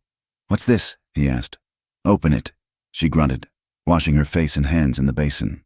He carefully undid the string. Inside a simple wooden box was a new pair of spectacles, round, steel-rimmed, with clear, perfect glass. He gasped. They were expensive. They must have cost $5. "Sadie," he whispered, his voice trembling. "How? Where did you get the—" "Sold the deputy's pistol," she said, her back to him, drying her face on a rough towel. "Didn't need it. We got your brother. Your words." He stared at her. She had sold her only real defense, the gun she had used to save them, the gun she had taught him to use. She had traded it for his sight. He took off his cracked, mended glasses. He put on the new ones. The world leapt into sharp, clear focus, the grain of the wood on the table, the lines on his own hands. He looked at her. He truly saw her, perhaps for the first time, the exact shade of her eyes, the flecks of green, the small, white scar on her temple, the fine lines of weariness around her mouth. She was beautiful. She was the most beautiful thing he had in his life. "Sadie," he said, and his voice was thick with tears. He went to her and put his arms around her waist, burying his face in her rough, coal-dusted shirt. He just held on. She stood stiffly for a moment, unused to the sudden embrace. Then, her large, work-roughened hand came up and settled on the back of his head, holding him. He had to give her something in return, something that was not a tool, something that was not for survival, something soft. He had no money, but he had his knife, and he had the scraps of mahogany left over from his walking stick. He worked at night by the low light of the lamp. After he thought she was asleep, he carved.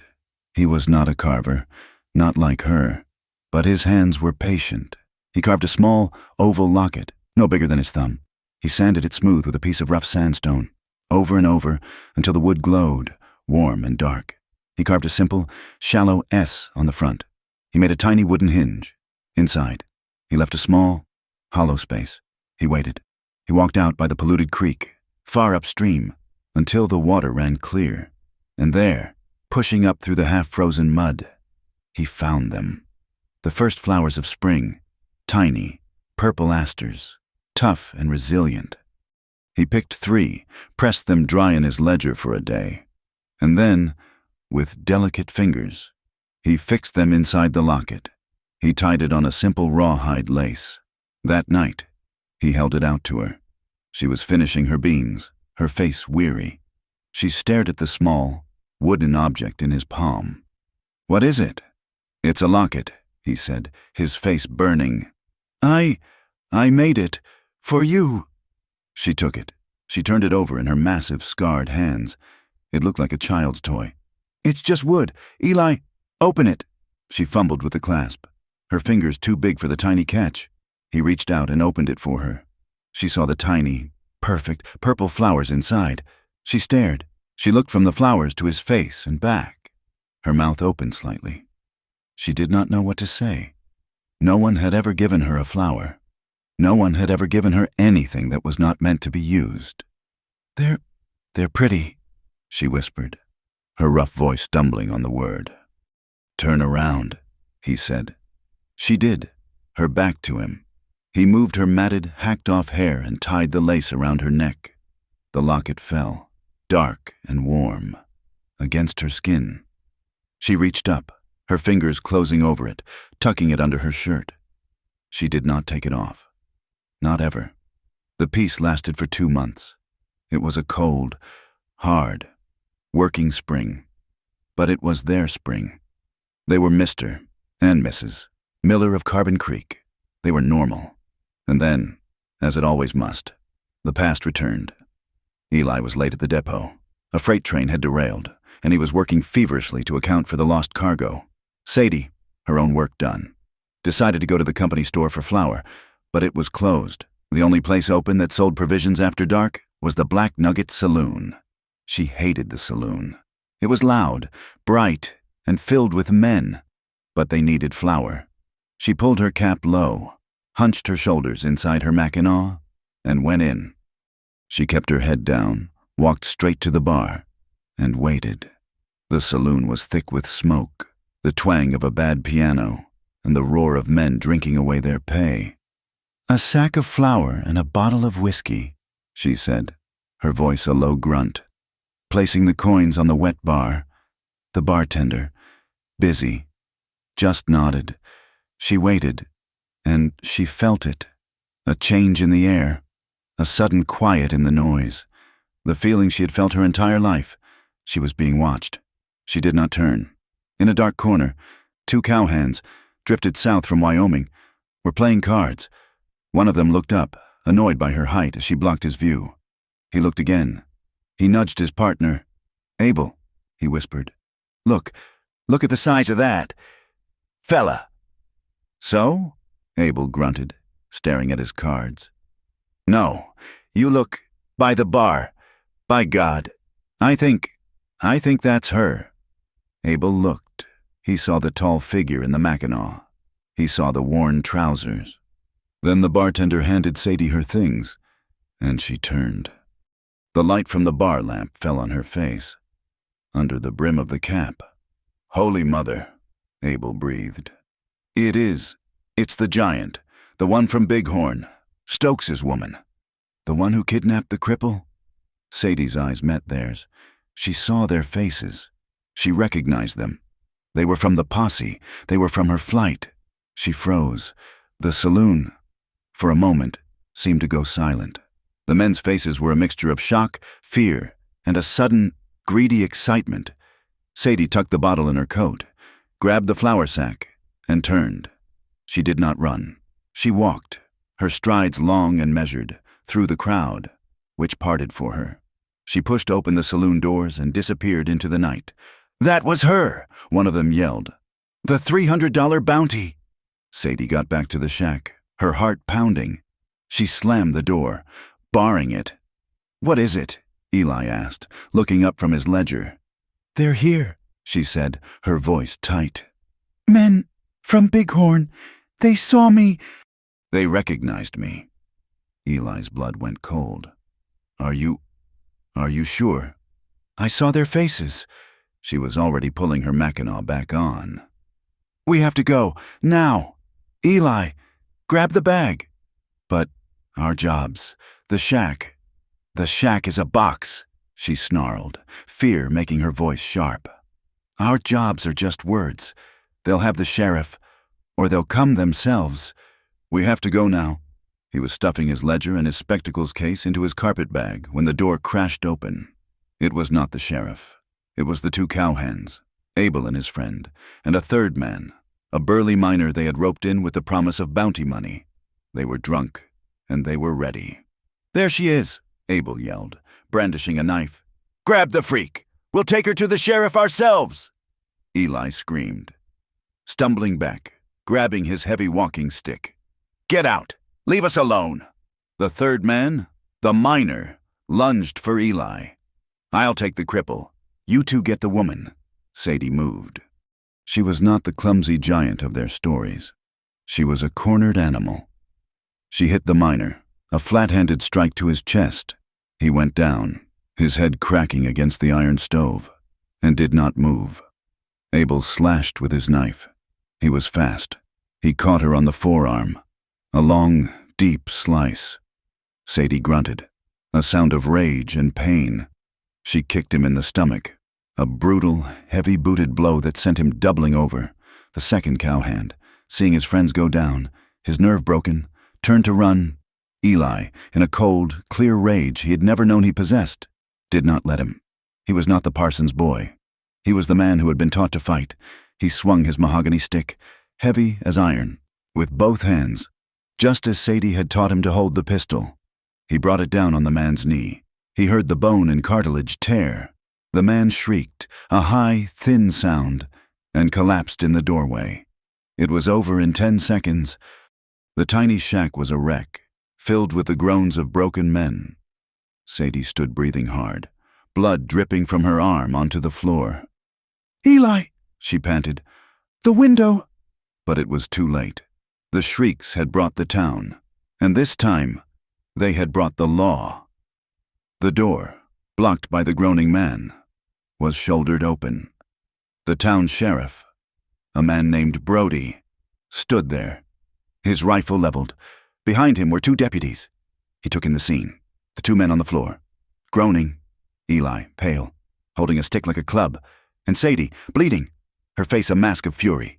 "Sadie," the sheriff said, his voice cold. He had the telegraph. He knew the name. "Known as Sadie, you are under arrest. Warrants from Nebraska. Warrants from Wyoming territory. For assault and for the kidnapping of Eli Miller." "He's lying," Eli shouted. "She didn't kidnap me. They attacked us. Look at her arm." "Put your hands up, Sadie," the sheriff ordered, ignoring Eli. Sadie looked at the 3 rifles. She looked at Eli. She looked at the blood on the floor. Her fight was gone. The weariness, the endless, crushing weight of her life settled back onto her shoulders. This was the cage. It had finally come. Slowly, she raised her hands. They took her. Eli ran after them, yelling, pleading. "It was self-defense. They broke into our home." "Tell it to the judge, son," the sheriff said, not unkindly. "These men claim you're a hostage. I am not."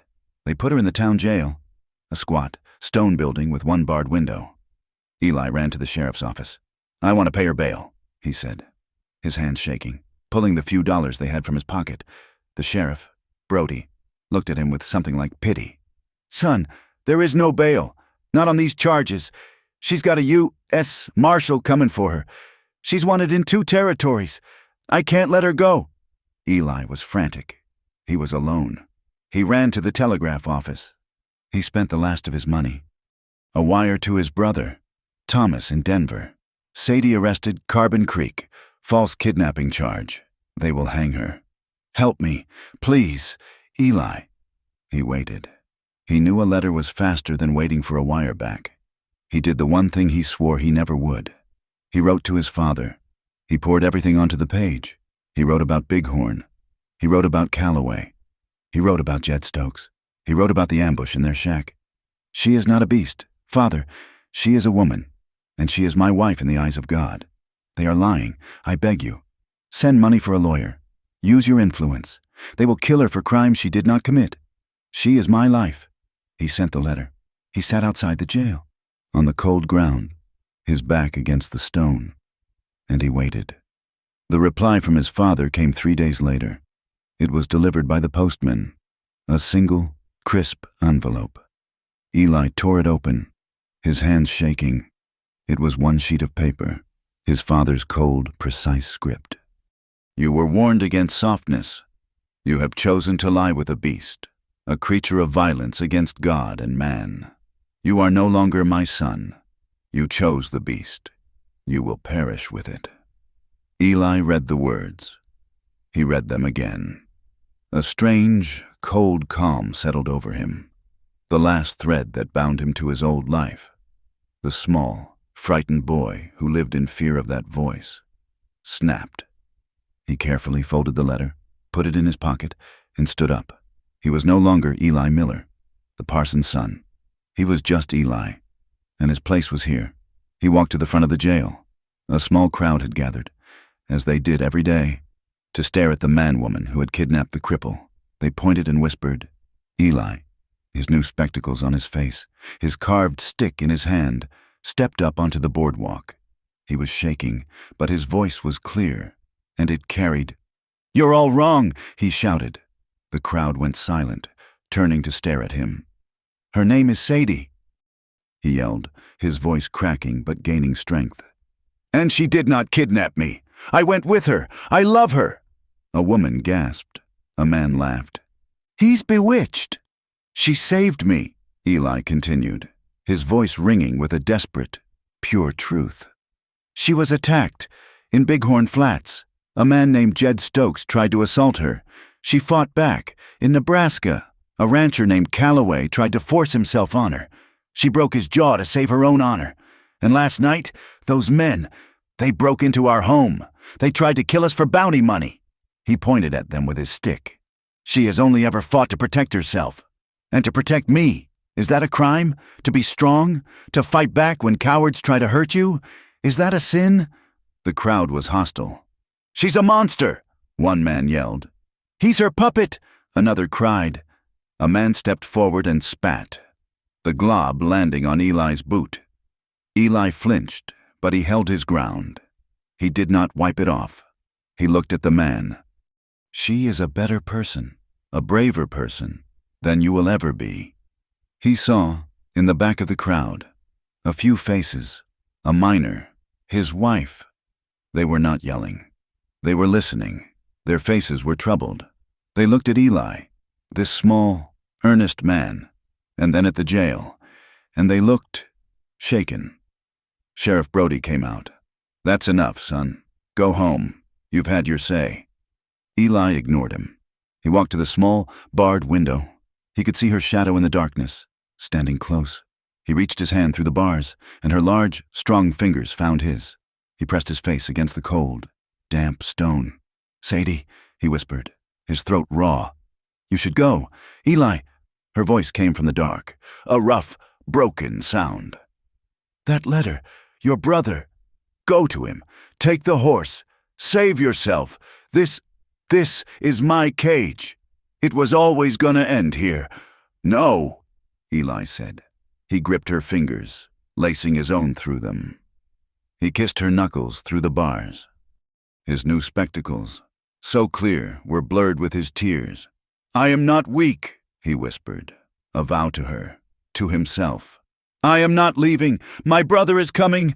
I am not going anywhere." Eli did not leave the jail. He slept on the cold boardwalk, his back against the stone wall, his carved walking stick across his knees. The first night, the townspeople who passed by sneered at him, the loyal pet waiting for its monstrous master. By the second night, they grew quieter. His speech had unsettled them. It was one thing to hunt a monster. It was another to hear a small, bookish man, a man they all knew as weak, speak with such clear, burning conviction. He was not a hostage. He was a husband. The miners' wives, the ones who had listened from the back of the crowd, began to leave him small offerings, a piece of bread, a cup of hot, bitter coffee. They did not speak to him, but they set the items on the boardwalk, just out of his reach. They were afraid of him, afraid of the line he had crossed, but they respected his vigil. He shared everything with Sadie.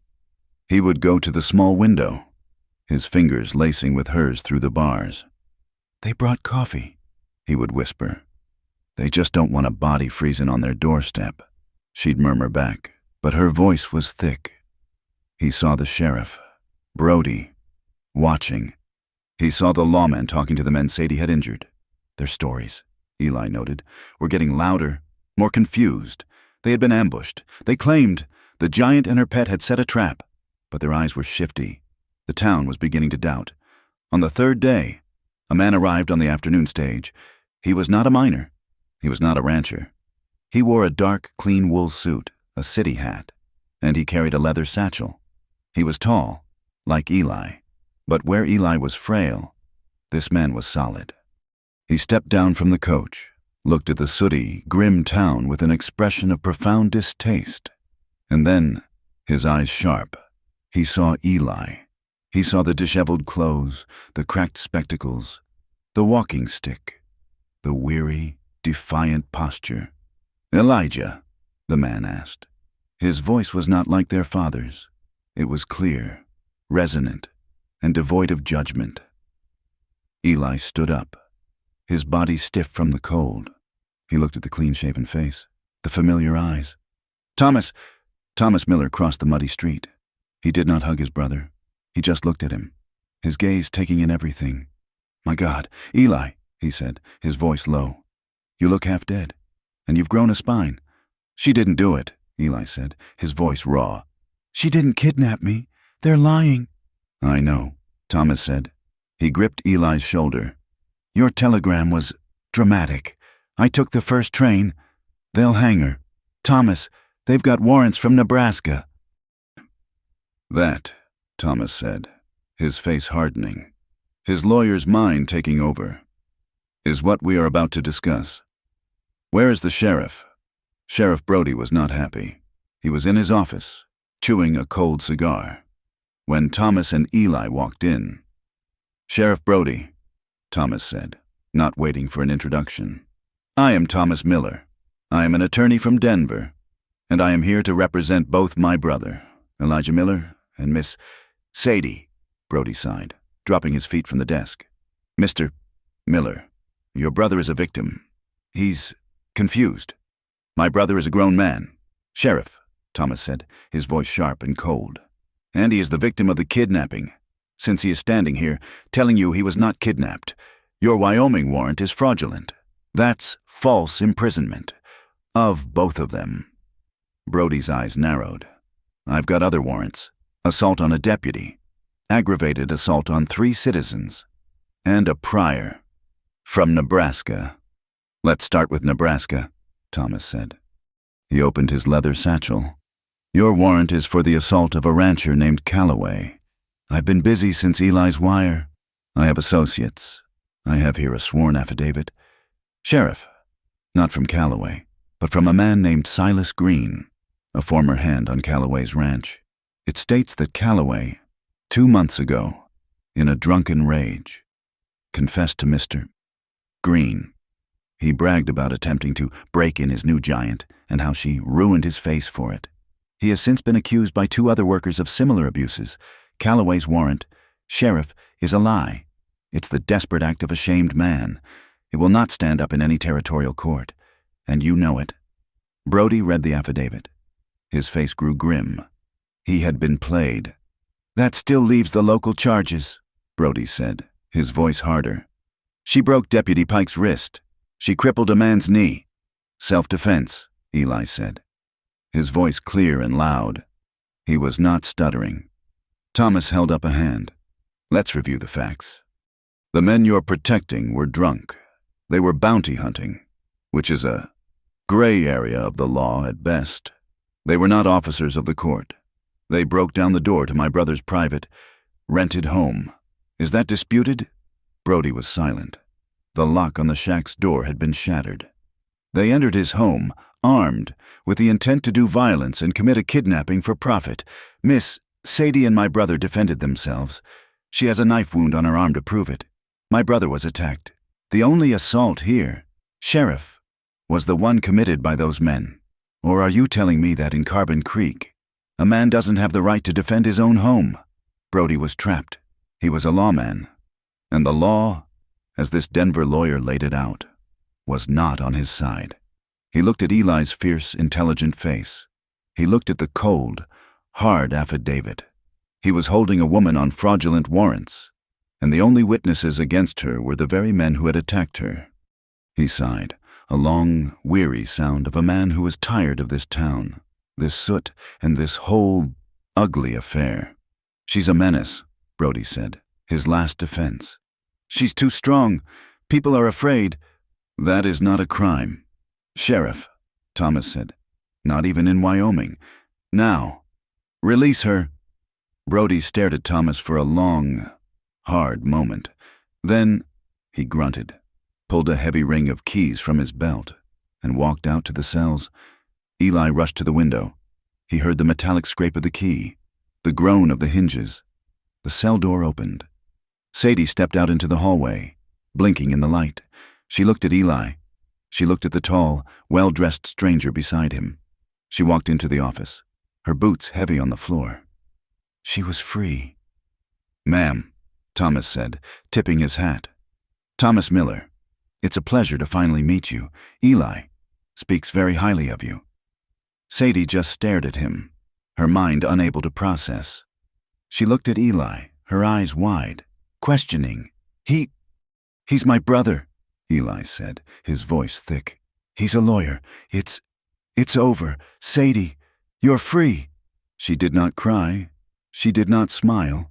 She just nodded. A single, slow acknowledgement. The cage was open, but the town was still a cage. When they walked out of the sheriff's office, the crowd was still there.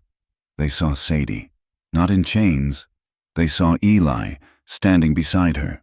They saw the sheriff, his face like stone. Turn and go back inside his office. The crowd did not cheer.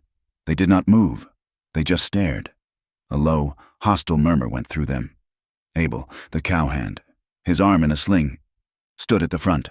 "You're letting her go," he yelled at the sheriff's closed door. "She's a monster. She's a killer." "She's free," Eli said, his voice carrying in the sudden silence. "The charges were false. Lies," the miner with the bandaged head shouted. "Lawyer's tricks. She ain't natural. She don't belong here." "Then we're leaving," Eli said. He took Sadie's hand. He did not care who saw. He laced his fingers through hers. He held his walking stick in his other hand. "We're leaving." He led her through the crowd. They parted for them, like the Red Sea, a wall of hatred and fear on either side. Men spat on the ground where she walked. Women pulled their children close. They got to their shack. It had been ransacked. The door was broken. Their few belongings were tossed. The stuffing from the cot's mattress pulled out. His ledgers were torn. His ink bottle smashed against the wall. Her mackinaw was gone, but the locket, which she had never taken off, was safe beneath her shirt. She stood in the middle of the ruin, her face empty. "It's not over," she whispered. "It's just a new room, a bigger cage. It'll just happen again." Thomas, who had followed them, stood in the doorway, his face grim. "She's right, Eli. They won't let you be." He looked at Sadie, his gaze one of clear, professional respect. "Ma'am, you are free, but you are not safe." "Not here." "I know," she said. "Come to Denver," Thomas urged. "Both of you. It's a city. You can get lost. I can find you work. Eli, you, Miss Sadie, I can find you a place. I can protect you, legally." Eli looked at Sadie.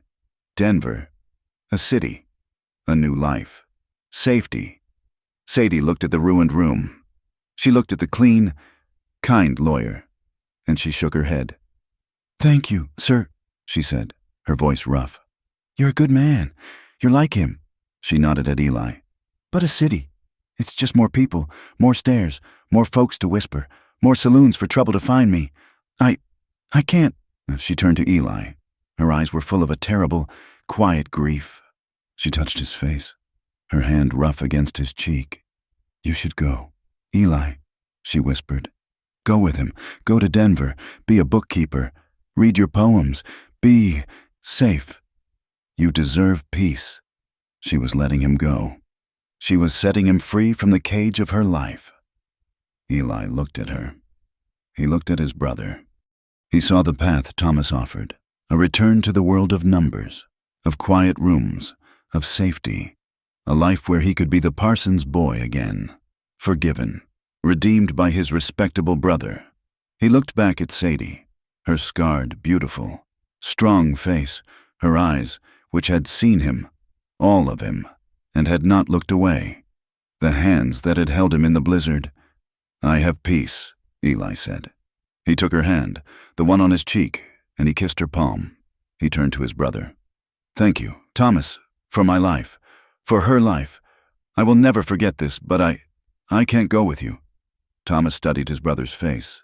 He saw the frail, stuttering boy he had protected from their father was gone. In his place was a man who had faced down a mob, a man who had survived a blizzard, a man who knew, with absolute certainty, what he wanted. Thomas nodded, a slow, sad smile touching his lips. "I see." He reached into his suit coat. "You'll need this." Then he pressed a thick roll of bills into Eli's hand. "It's $500, my fee, for representing a new client. Go west. Eli, don't go to a city. Go to the high valleys. Go someplace where the sky is bigger than the people." Eli took the money. "I'll pay you back." "No, you won't," Thomas said. "Live well. That's the payment." He embraced his brother. A quick, hard hug. He tipped his hat once more to Sadie. "Ma'am, it was an honor." And then he was gone. They bought the buckskin back from the livery. With the money, they bought a second horse, a sturdy pack mule, and supplies: flour, bacon, coffee, ammunition, 2 heavy wool blankets, and a new coat for Sadie, a man's thick sheepskin duster, large enough to fit her shoulders. They packed the mule. They did not look back at the shack.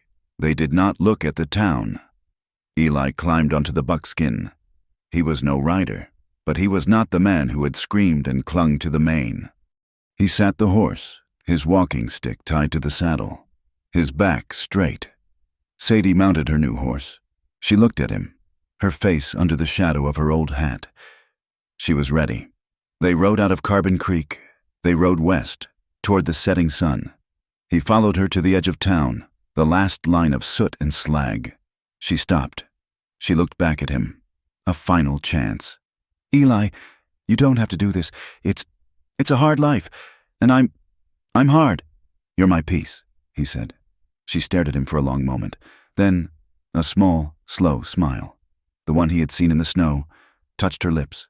She turned her horse west, and he rode beside her. 1 year later, they found their place. They had crossed the mountains, into the great empty basins of the high country. They found a valley, high up near the tree line, a place of granite, pine, and clear water. It was a place where you could see a man riding from 20 miles away. They built a cabin. It was small, sturdy, and built of logs Sadie had felled and hewn herself. Eli, with his mind for numbers, had made the joints fit perfectly. They had a stone fireplace, a real bed built from pine, and 2 chairs. They were not entirely alone. Down in the lower valleys, a few settlers, tough and quiet as the land itself, had started ranches. They learned of the strange couple in the high valley. They learned of the giant woman who lived with a bookman. But here, her strength was not a curse. It was a miracle. When a settler had a wild stallion, a horse that had killed one man and crippled another, he brought it to Sadie, and Sadie, with her quiet voice and her steady, iron hands, would gentle it. She broke horses. She was the best bronc buster in the territory. They paid her well, in cattle, flour, and coin.